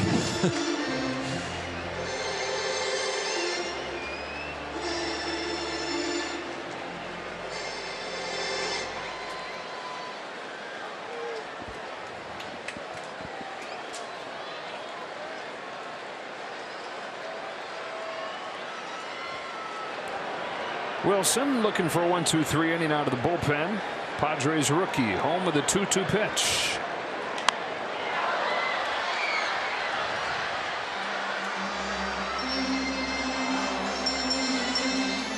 Wilson having a much quieter inning than Manaea had all night. Manaea, he faced 22 batters, and 13 of those at bats were with runners in scoring position. I think he's playing the whole game with extra innings rules. Yeah.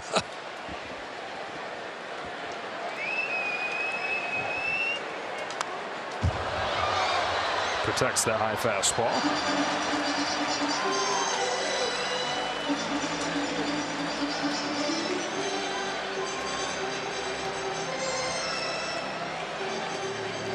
Pretty much a two-pitch pitcher in this at bat for Cody. Fastball, slider. He'll throw a rare change. Out of 100 pitches, he might throw 2 or 3 changeups.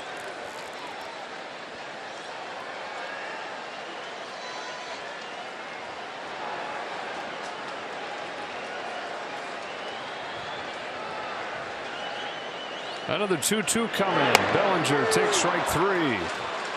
On to the 6th. 8-0.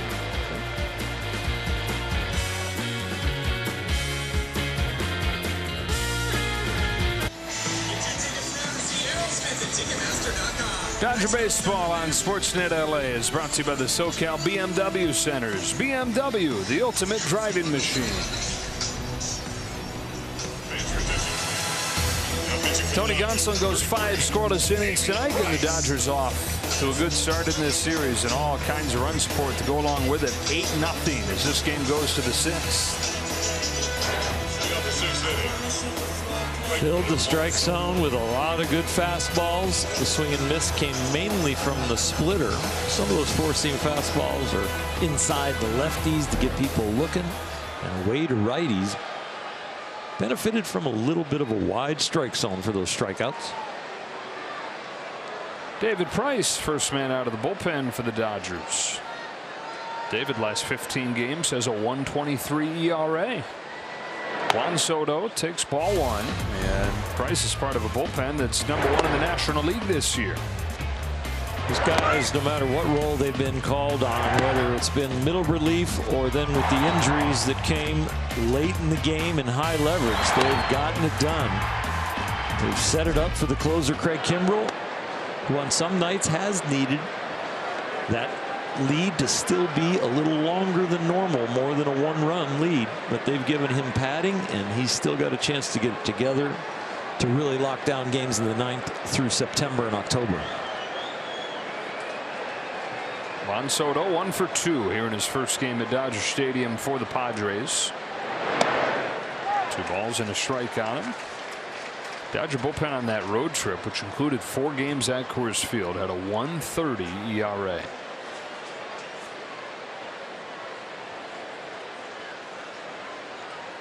Those guys. It's like an album cover. Sure does. Soto grounds it softly to a waiting Hanser Alberto. 1 away. Well, let's check in with Kirsten. Well, guys, you said it, the bullpen, they have been fantastic, and there are still a couple guys that are making their way back. Today, Tommy Canley, he threw a bullpen. He got up to about 25 pitches. He told us it was fastball, changeup, and that he felt really good coming out of it. Then there's Blake Trinan and Brusar Graterol. The plan is that the 2 of them will throw a sim game tomorrow. Then Dave Roberts said that he will decide what that rehab assignment's going to look like. He has told us over the past week that for Blake Trinan, the rehab assignment is going to be coming sooner than later, guys. All good news. Machado 1 for 2 with a double. One of the 3 Padres hits.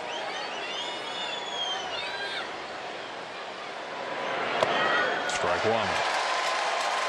Nothing firm back yet on Clayton Kershaw's test results. He didn't feel great today, Dave Roberts reported. I think that was to be expected when you do something to your back. The test will reveal the severity of it and give you at least a little bit of a timeline, a little bit of an idea what you're looking at. 0-2.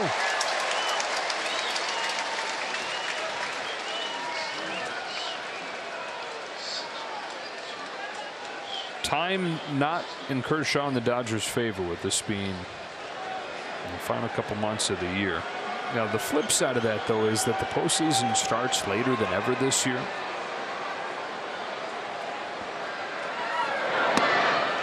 Strike 3 on Machado.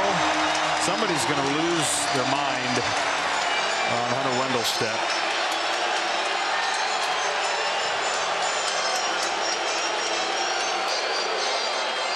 It could get to the point where the Padres are just shaking their heads and like, you know what, it's not going to change. He's having a bad night and there's no use arguing with him or accentuating the problem. But it has been a very big strike zone.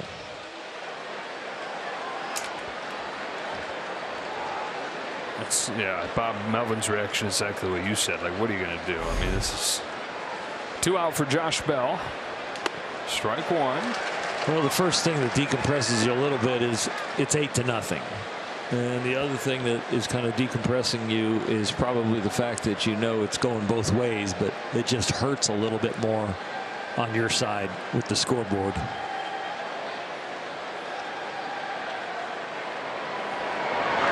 Fouls that one off Smith. 0-2.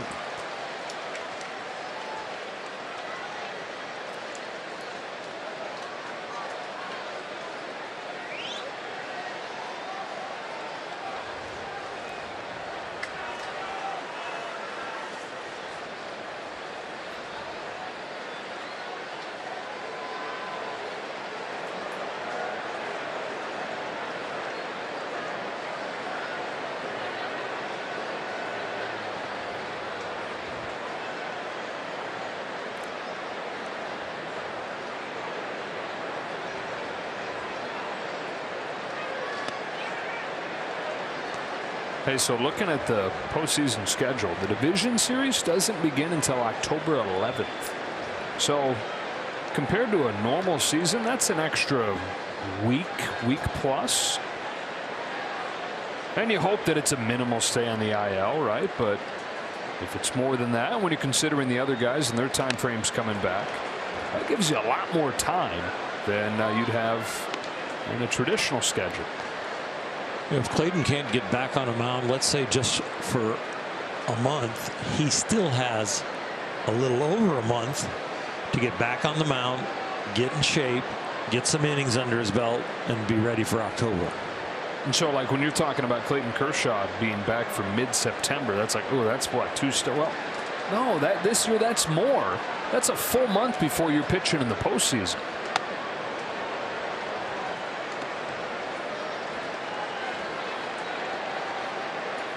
Fingers crossed.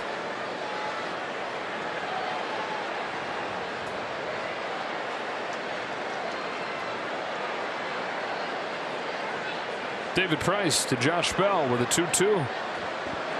Got him. 1-2-3 inning for Price. 10 in a row retired by Dodger pitching.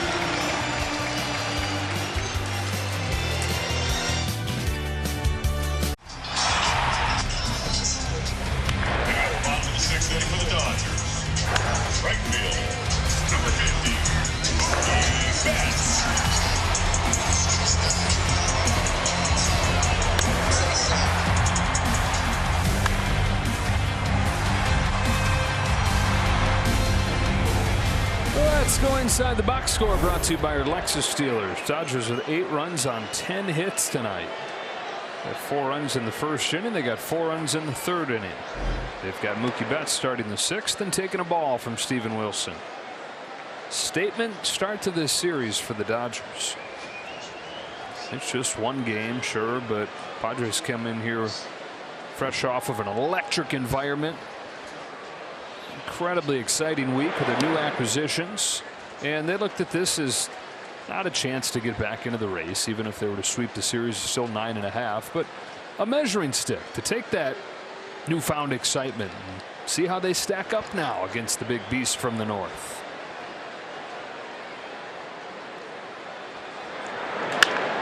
Betts up the middle,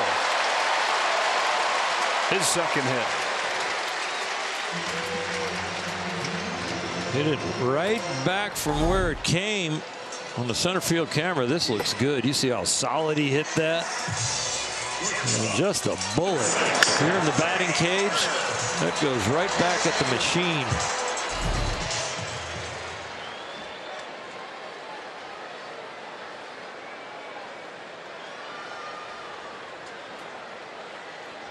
Trey Turner's got a couple hits. How about 1 through 4 in the order, combined 8 for 12. That'll start your engine. That'll rev them up.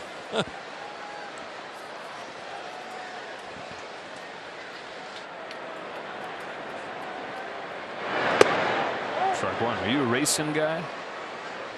I mean, they go around the track. It's a whole bunch of left turns. Yeah, I guess. I watch. I've been to the Daytona 500 once. It's not one where I really turn it on and watch it, but if I know it's coming to the end, the last 10 laps or so, yeah, I'll watch it then. You've gotten into Formula One at all with the documentary? Down the line, that is foul. Drive to Survive. Have you watched that? I have not. It's really good. Okay. Should do it. Is it real long? I watch it tonight after the game.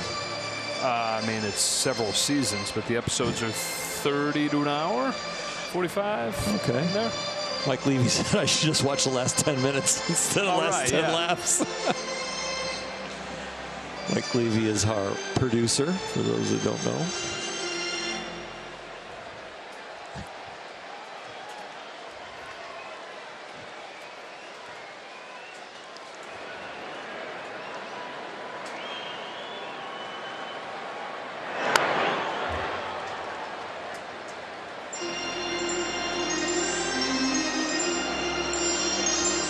Never got real into NASCAR. No. Maybe a little when Jeff Gordon was really in his prime. The DuPont 24. There you go. Earnhardt Jr. The number 8. Budweiser number 8. You were in it. A little bit. All right. I remember my dad taking me when I was about 12, 13 years old to a theater to watch the Indianapolis 500. Huh. That'd be a cool experience. It was very cool. Yep. The initial big screen. Right.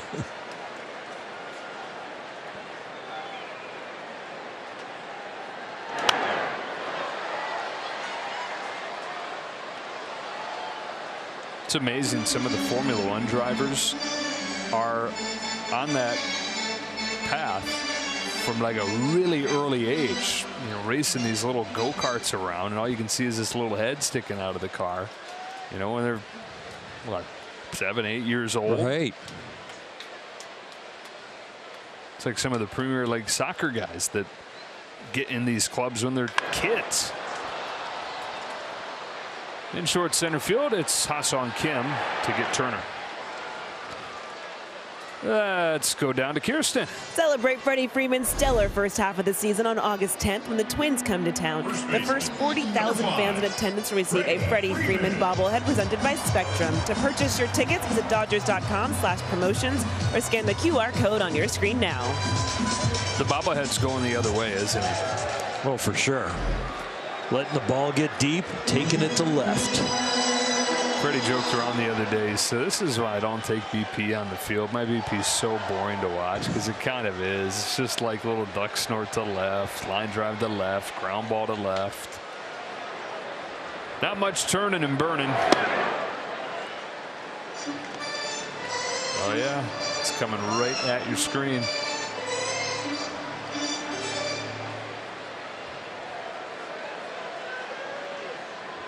Did they pick the brightest white they could find for his teeth? Yeah, they just took the jersey color.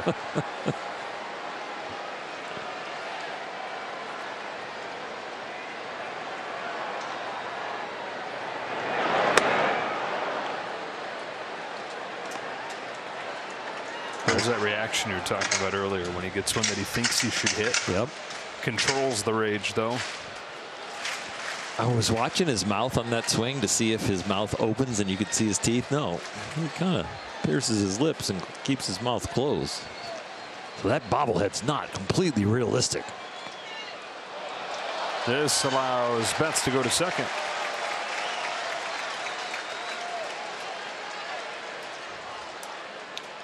Swing previously. He is. Yeah, the mouth opens up at the very end. But if that hit would have went to the opposite field, his mouth would have been closed.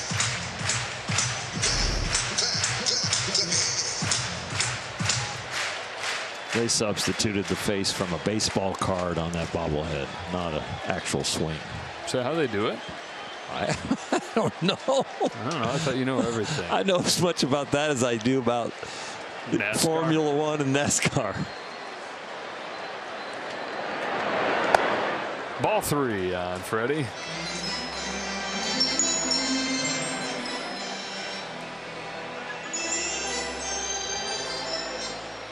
Have you studied the heart rate on those guys? Those drivers? It's off the charts. I can't say I've studied heart rates of race car drivers. But it's in the It's above out there in the 200. world? Oh yeah, they are in such unbelievable shape.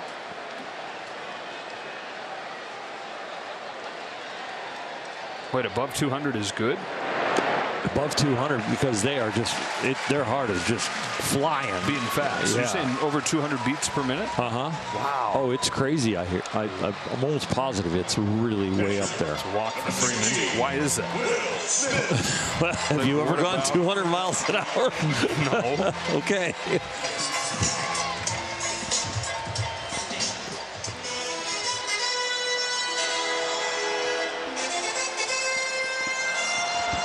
First and second for Smith, who is 3 for 3 today. NASCAR, those guys, they check in at about 120 to 150 beats per minute. Okay, close to 200. Well, we're going to get to F1 in a second. Sustained 160 to 180. And they peak at more than 200 beats per minute. Okay. You are just a treasure trove of stuff. They do work out hard. Watch the documentary. Okay.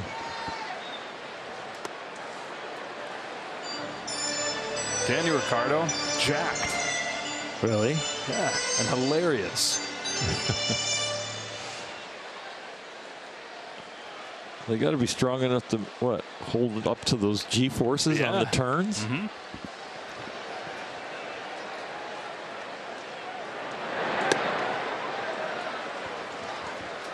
Core strength, right? Right. Going around the turns. I'm sure they get a lot of really good support in their seat, but yeah, they still got to have strength that they don't slide out. Who knows? They're probably firing an awful lot. The waist up for sure.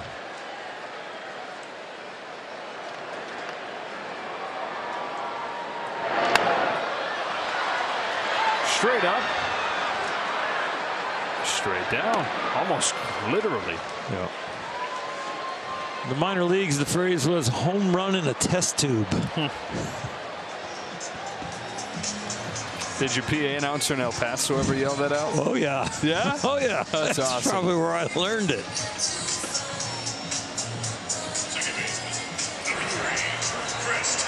Adrian Morahone loosening. Dodgers looking for their first run since the third. Runners at first and second. 2 gone for Chris Taylor. Knocked in a pair in the 4-run third inning.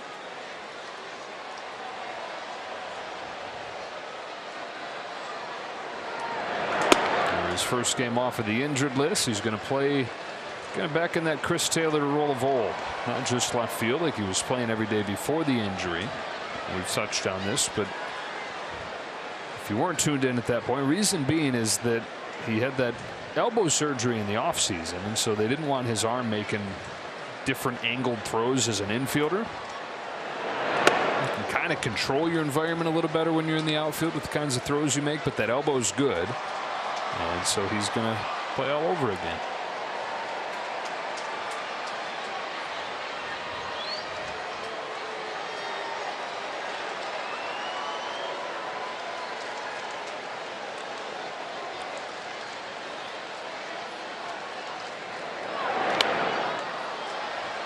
And that fits very well on Dave Roberts and Andrew Friedman, Brandon Gomes roster. That flexibility, moldability for the different pieces and for the 9 spots.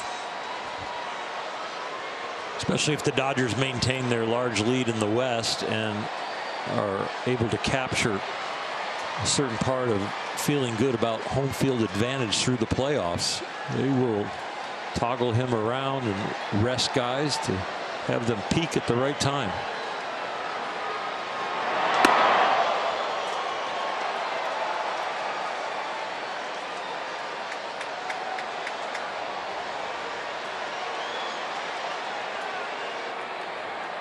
We started this Vin Scully tribute night with Deuces Wild in the first inning. Deuces Wild again here in the 6th.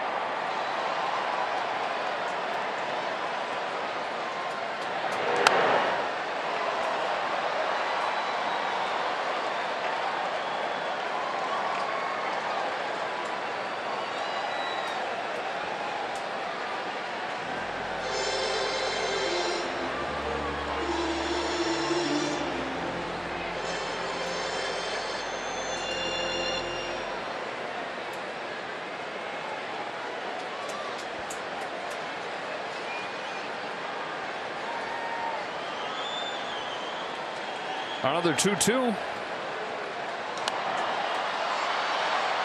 Another foul out of play.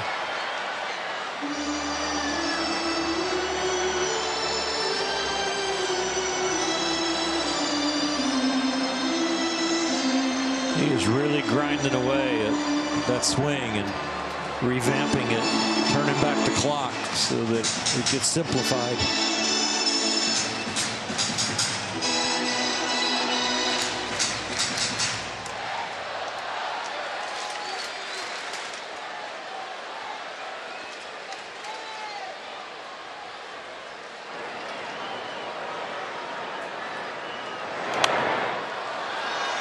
Hitters get so many more full reps compared to pitchers as far as practicing and honing their craft. The pitcher can throw full out a bullpen from the mound, you know, maybe 30 pitches, and you could maybe do 15 to 30 a day if you wanted to and still be a reliever, but you wouldn't be full out. But hitters, they can 50 to 150 swings a day. Plus shadows, plus mirror work. Puts this one in play, but an easy play at that. 2 in the 6.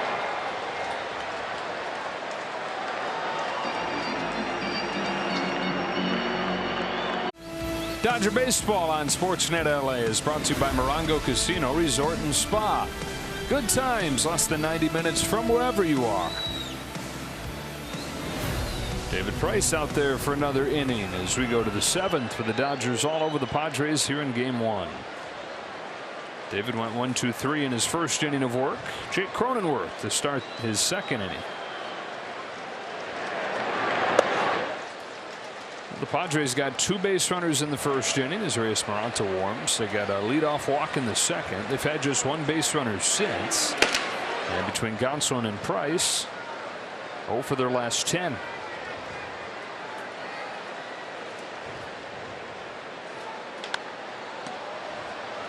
Series will continue tomorrow.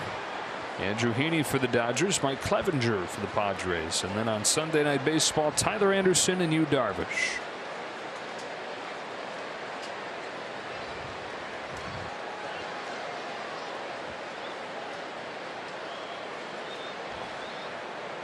David Price continuing on. 7 of his 29 outings this year have been more than an inning.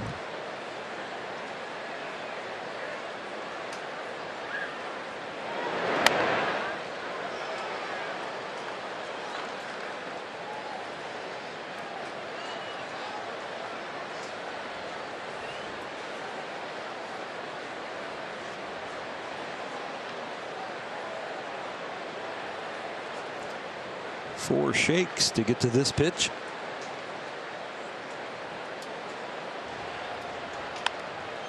Weak grounder to Hanser Alberto, who's been perfectly positioned a few times tonight.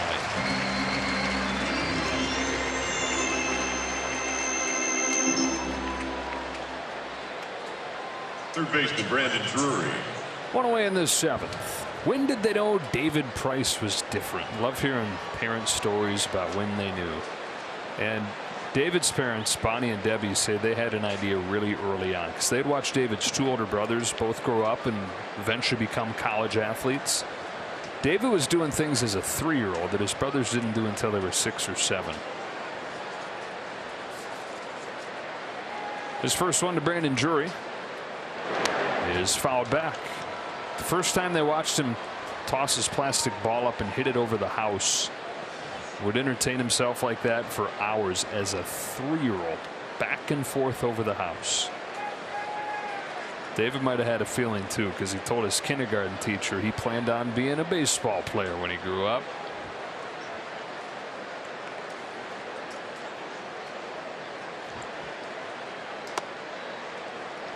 It became clearer and clearer as David got older. Legendary high school athlete, one of the greatest athletes in his town and in his area's history, really.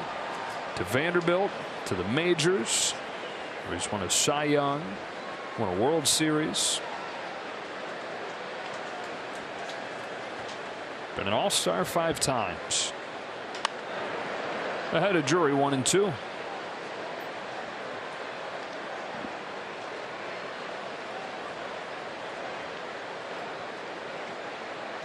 He's never shown a lot of emotion out there on the mound. He's always been very poised, very measured in his facial expressions and his delivery, and just the whole picture of David Price on a big league mound. Strike 3 call, 2 gone. David Price is on a roll. This whole Dodger bullpen is on a roll. They've only given up 2 earned runs in their last 25 innings.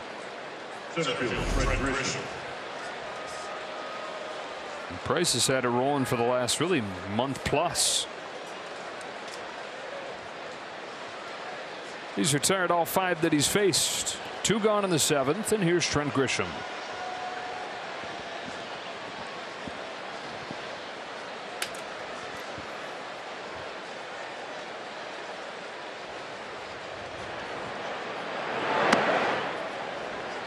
David, the youngest of those 3 boys, and the youngest by far.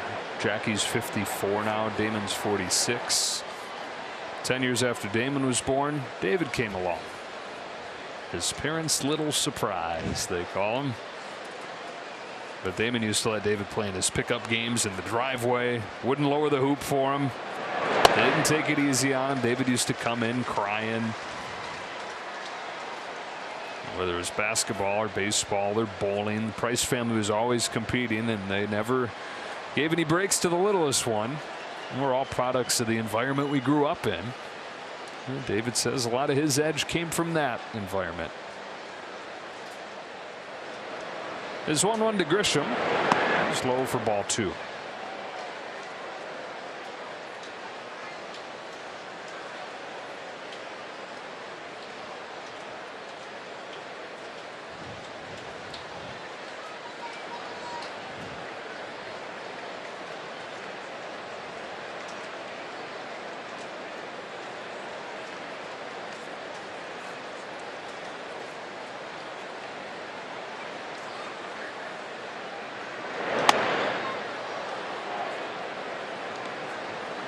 Good shot there, just a little up, a little bit wide.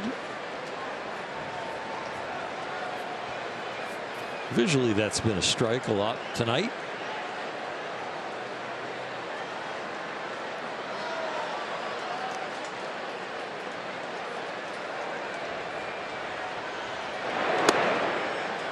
That's a walk. First base runner for the Padres since the 3rd inning.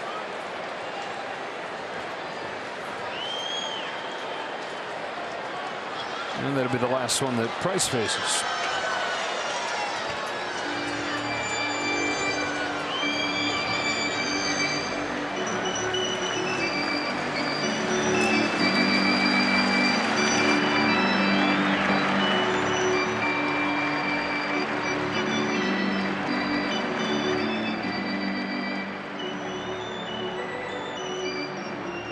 Attendance on August 23rd when the Brewers come to town will receive a Mystery World Series ring presented by Budweiser. For tickets, visit Dodgers.com/promotions or scan the QR code on your screen now. Which one will you get?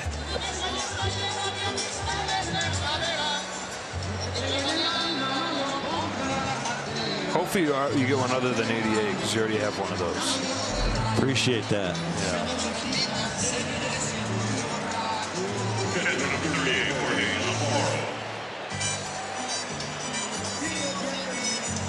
Reyes Maranta on the pitch. Reyes back in the majors with a little facial hair going. A little scruff. Grisham walked with 2 away. Ended the outing for David Price, who retired the first 5 that he faced. And now Maranta to Jorge Alfaro.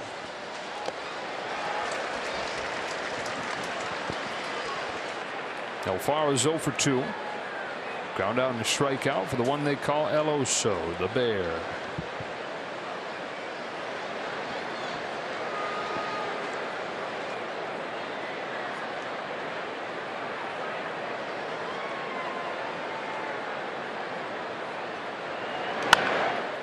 Quickly 0-2.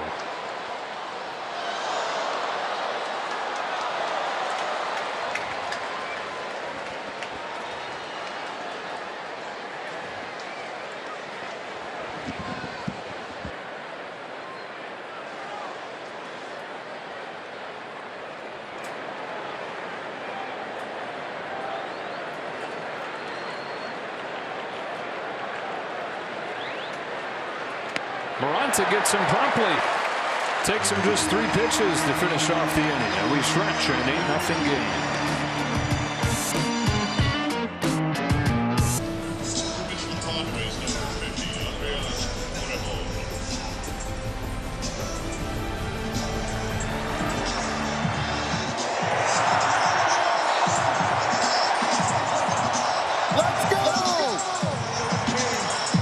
It's been a special night remembering Vin Scully, first game here at Dodger Stadium since Vin's passing on Tuesday. And we welcome it back into the booth that will always be Vin's booth. We walk past the pictures every day, the signs that say the Vin Scully press box, and it will always be that. He will always be voice of the Dodgers.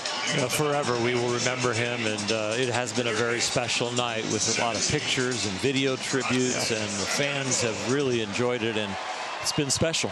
It's going to be very memorable for a long time, this night and specifically, but Vin forever. Hanser Alberto against Adrian Morejon. Swings and misses. Strike 1. Nomar Mazara is into the game in right field, getting Juan Soto a little break here with a game in hand. And Morejon, who's returned from Tommy John surgery, ERA above 6 over his first 8 games, working out of the bullpen. 0-2 on Alberto.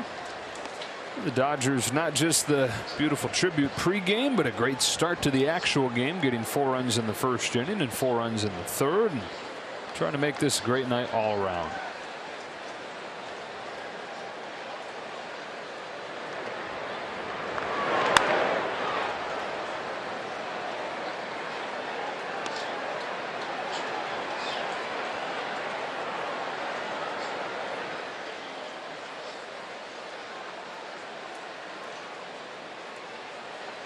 come into a series like this with much anticipation after the trade deadline and the reinforcements added to the Padres.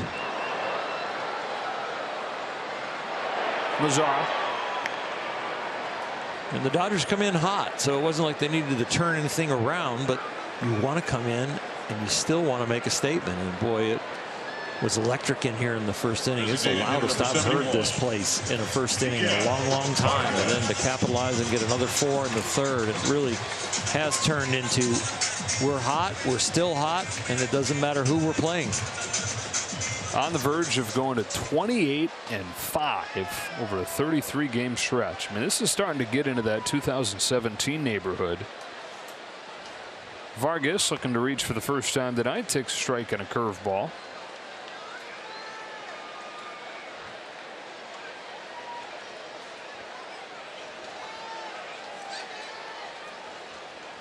The 2017 team had a 56-11 stretch. Almost as crazy as winning 56 of 67 was the fact that they followed that by losing 16 of 17. Now that was a flip of a switch the wrong way. On 104 games that year, that was an LA Dodger record. They won 106 in 2019. They won 106 last year. Coming into the night, they're on pace for 111 this year.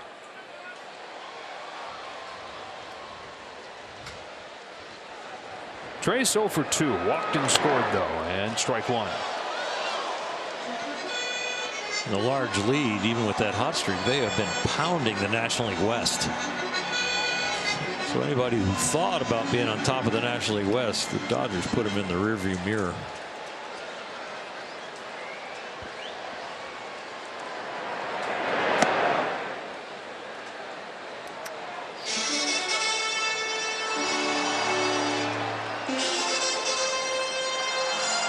The Giants fade continuing with a 4-game sweep at the hands of the Dodgers.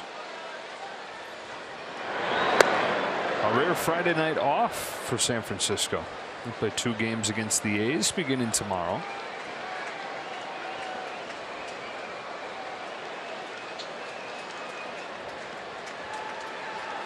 Oh, 1-2 to Thompson.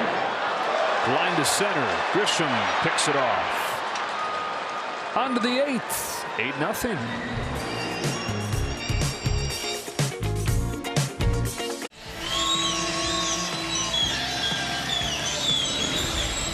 Dodger baseball on Sportsnet LA is brought to you by Jack in the Box. Spicy chicken strips are back at Jack in the Box for a limited time, starting at just $5.49.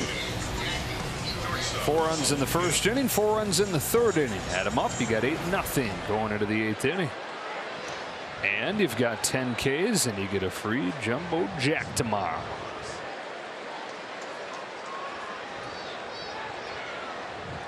Joey Gallo's in the game in right.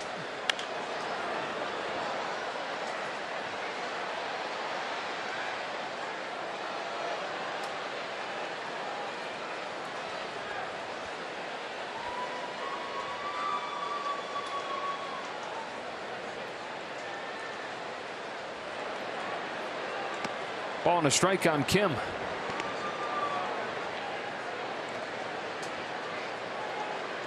Joey Gallo had some simulated at-bats before the game. He and Justin Turner were taking some simulated at-bats off a minor league pitcher that was brought up to throw to them. He was hitting the ball a long way. Yeah.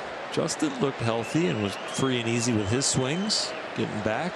He's hoping that he's off as soon as he's eligible to come off on Tuesday. And they welcome in the Twins.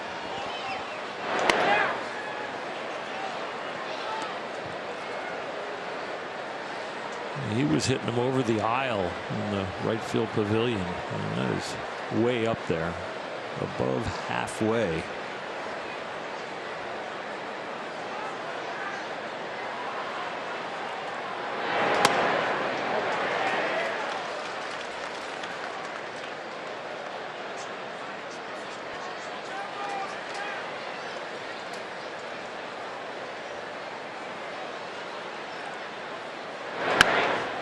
Softly hit.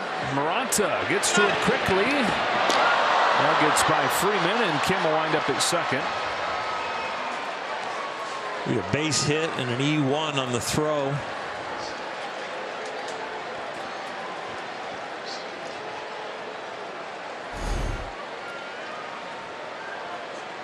Just a slider low and away that he had him completely fooled. But Kim, in making contact, forces you to get the job done, and got off the mound pretty well, but it would have been bang bang at first if he could have got it there in the air.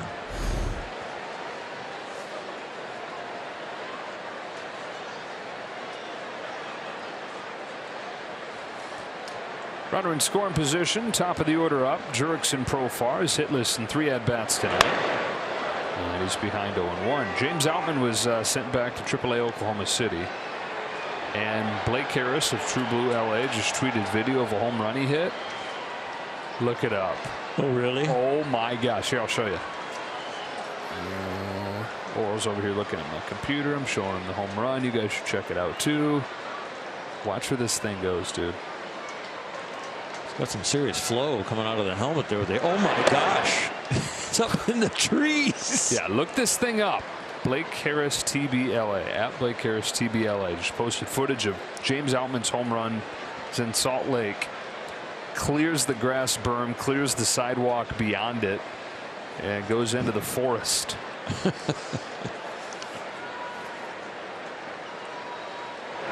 That reminded me of Jurickson Profar at the Little League World Series, hitting it into the forest when he was a 12-year-old. You just knew he was going to be a big leaguer when you saw him play in Little League. When I was broadcasting the Little League World Series, he was amazing then and still very, very good now.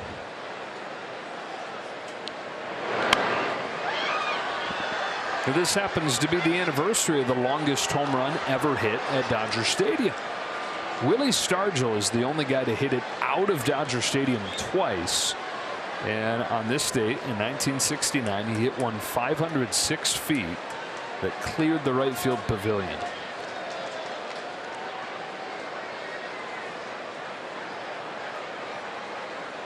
I love Pop's batting style. He would kind of windmill the bat as he was waiting for the pitcher to deliver the ball. That's, again, Hunter Wendelstedt not realizing how many strikes there were. Because when he does, he really punches guys out hard. Right? Yep. That was a very light ring. Number 16, one gone. And this is Soto's spot in the order. Nomar Mazara to hit.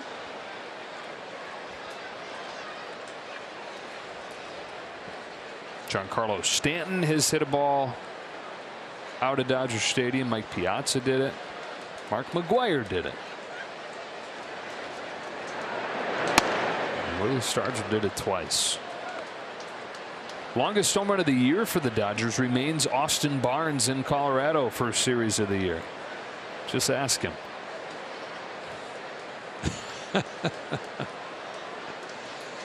Try and catch me, boys. Yeah. I was messing with him today. I said, yeah, it was fun. And then they traded for Joey Gallo. Yeah. Joey's average home runs go that distance.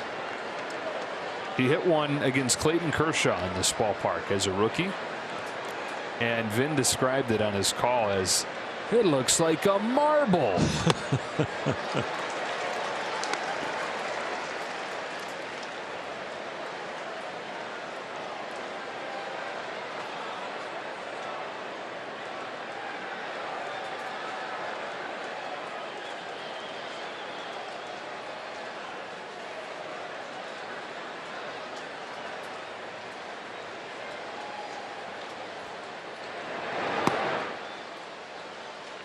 2-2. Here's that home run. The 1-1 pitch. High fly ball. It looks like a marble as it goes way back, more than halfway up the pavilion.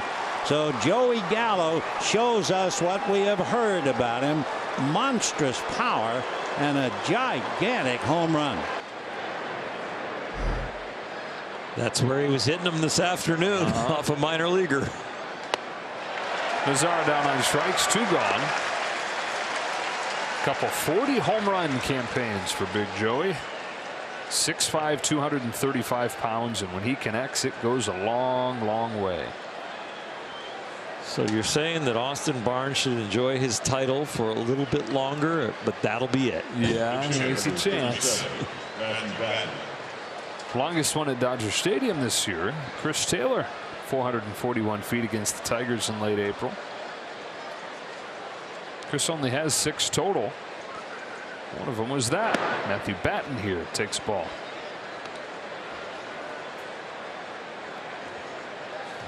On a team that's got some big time stars. It's big strong guys. Taylor and Barnes, a couple sneaky strong guys with the longest homers.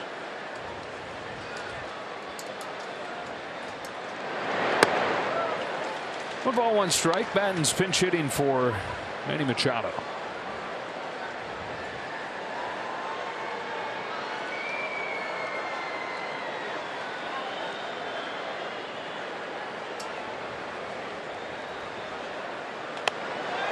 One and 2.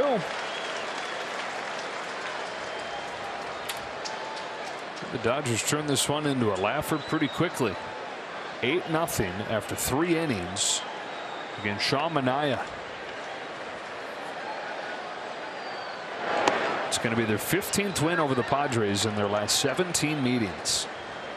It's starting to look like, 2020 with the teams playing in the division series, and then Padres dominating the first half last year. Those thrilling head-to-head matchups, intense head-to-head matchups. The Padres had evened the playing field, having not won a season series in more than a decade.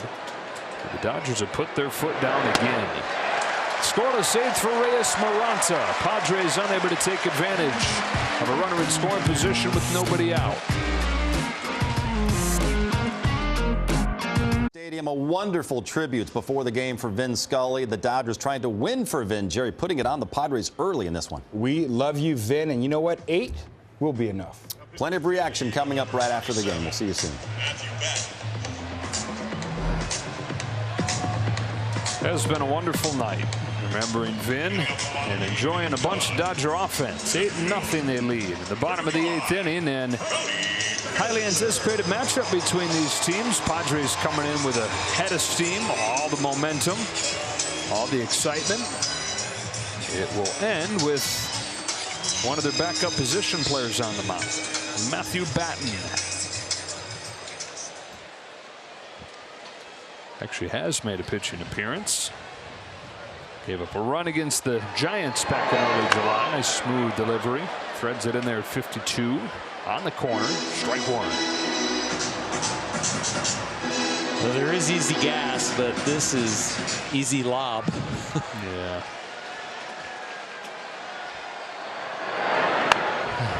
50. That's hard to hit. That's easy to hit. It's just hard to hit it hard when you're used to hitting 95. But we talk about this anytime position player pitches. The floor is so low for a hitter. The ceiling's not that high because, like, you hit a home run and it's like, good job, it's what you should do. But then there's the fear of not making contact and not doing what you should do. That's not a real fun thing for Joey. Oh my gosh. I don't know if that one would register. Half of a decent fastball.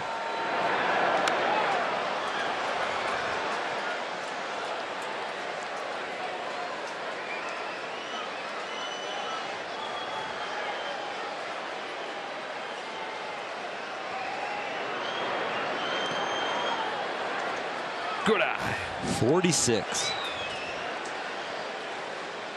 Got the Little League World Series coming up, and a couple kids are going to top that. Oh, yeah. Double it.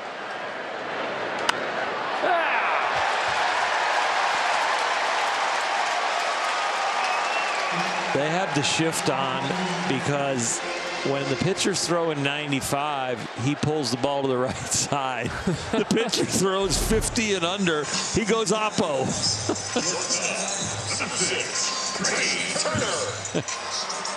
first 2 hits as a Dodger, both to the opposite field. The guy that hits it that way less than any player in baseball.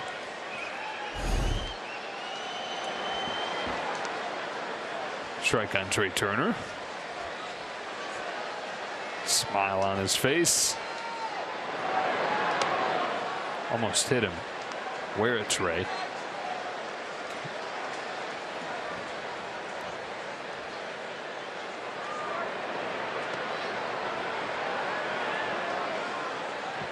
He's keeping it inside, so he pulls it foul. That's what he does.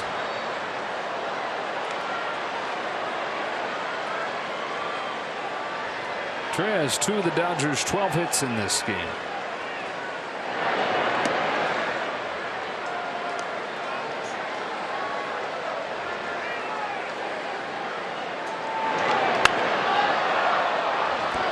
To right for Mazzara. 2 gone in the 8th. Why don't we take a look at what's coming up with the Nissan calendar? It'll be Andrew Heaney and Mike Clevenger tomorrow at 6 o'clock, hour earlier than most of the Saturday games this season. And then on Sunday, Tyler Anderson and Yu Darvish. Speaking of Tyler Anderson, look who's coming up. The whole world is upside down right now. Yeah, it is. Listen to this hand. Number 31, Tyler Anderson.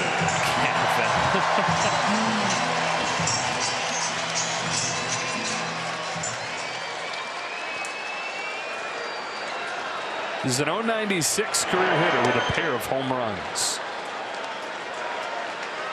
including one last year.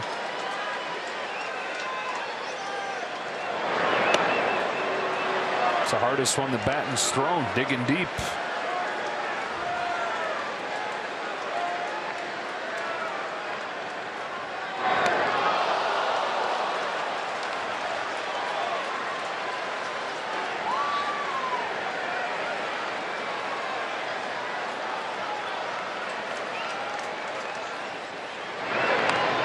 Spoiled it.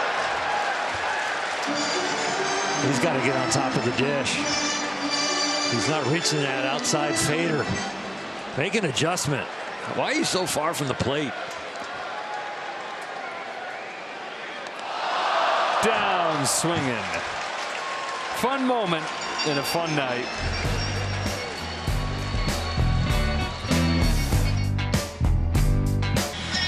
Here is that home run we were telling you about from James Outman. Watch where this thing goes.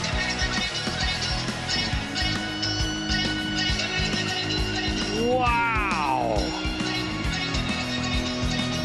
Minor league stuff's a little easier after you go back from the big leagues. Yeah, right.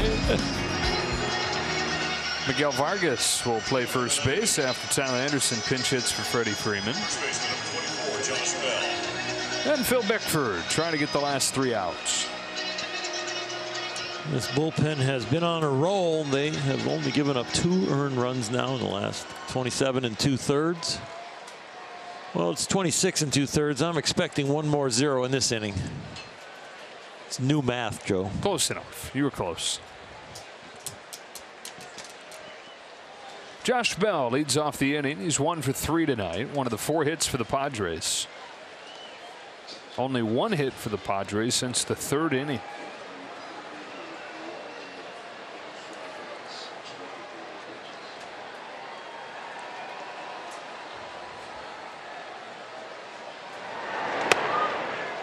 One ball, 1 strike.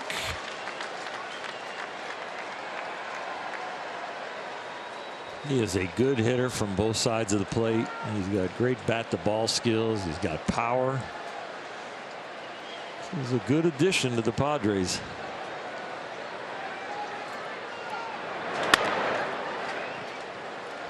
He'll play first. He'll DH.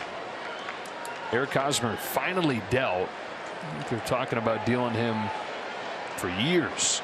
It was originally part of the deal to Washington, but he vetoed that trade and wound up in Boston.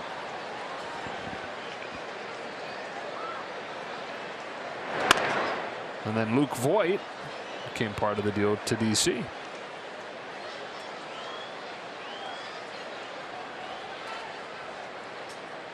First base and DH relative to the rest of the league have been trouble spots. Bell helping solve those, they hope. Finally finds himself on a winning team because he started his career in Pittsburgh and gets traded to the Nationals and went into last year thinking he was on a winning team for the first time, but we all know how that went. The teardown began. They were horrible this year, but he gets traded to a contender.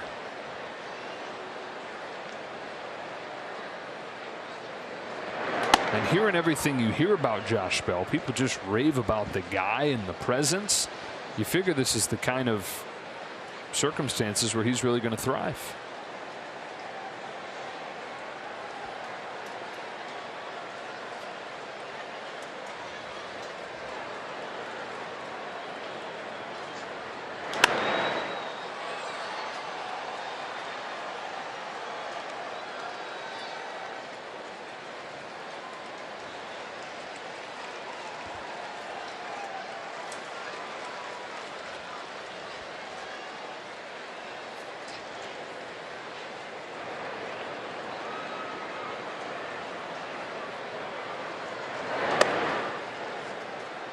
Phil Bickford, who's put up zeros in 9 of his last 10 games.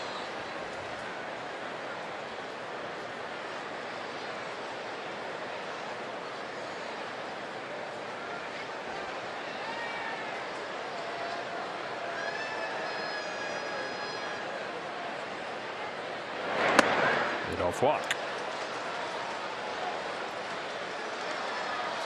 We talked about Freddie Freeman's bobblehead coming and how big the smile is with the swing going to the opposite field. I wonder if Phil Bickford gets a bobblehead someday, if his tongue is going to be out.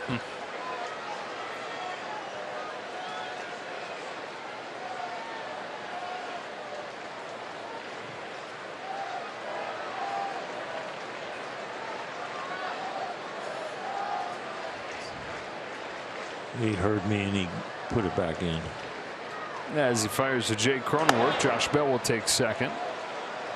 And here comes Will Smith.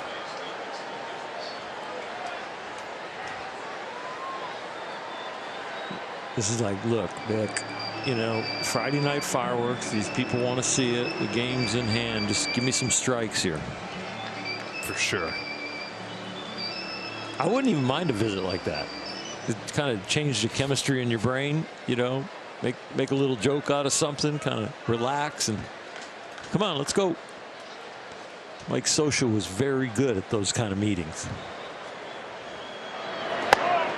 The impromptu, just a little jab. Just a little jab, a little fun. He'd needle you or he'd tell you something funny or he'd say, hey, look up in the family section. Do you see Ann, his wife? Or, hey, you see your wife? She still in the front row, or are you embarrassing her right now? She went to the bathroom.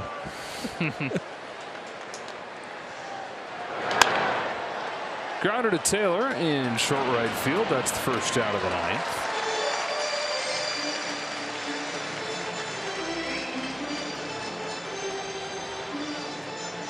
Three-hour tour.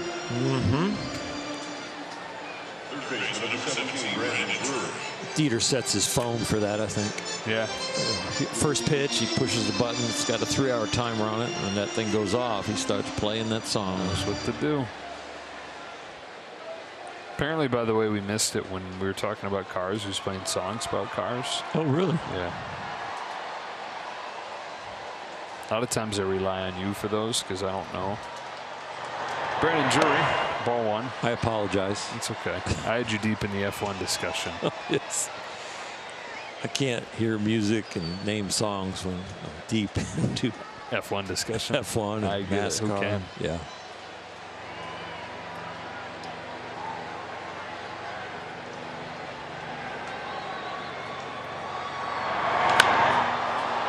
Line to right.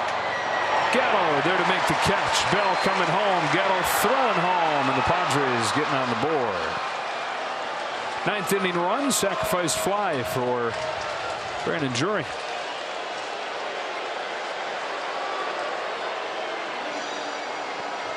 I've talked about it, kind of a category for a team error. I think there should also be a category for kind of the run that is given up by a reliever in a blowout game because they let them steal second, and it's just like, that's just a odd run to give up. It's for the team. You're out there getting it done, but it hurts, especially with today's salaries and what's at stake for these guys. Those ticky-tack things do hurt. Counterpoint would be don't walk the leadoff man. That's true. That is true.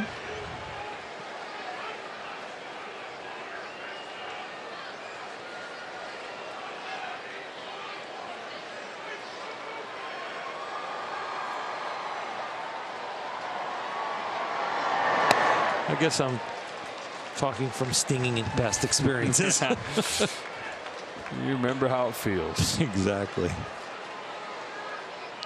It feels good tonight, mostly when you're a Dodger.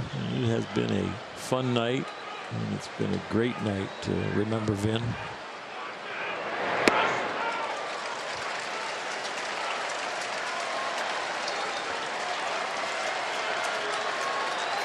Kind of felt like Vin would live forever, and like we were talking earlier, he will. Yep. He will be with us for as long as we have memories.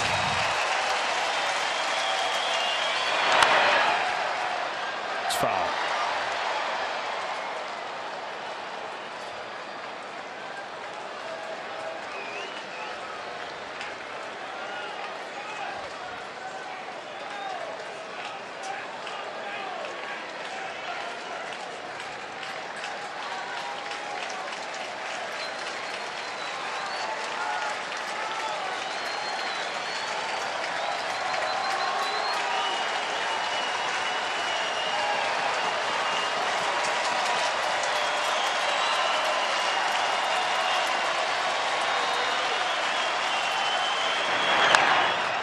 This one's fair. Vargas to the bag. Dodgers 8, Padres 1.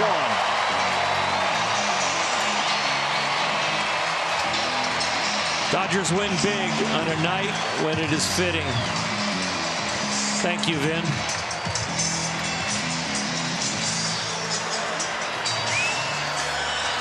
Now on Vin's last sign-off in 2016, his last game in San Francisco, he said, "We've been friends for a long time.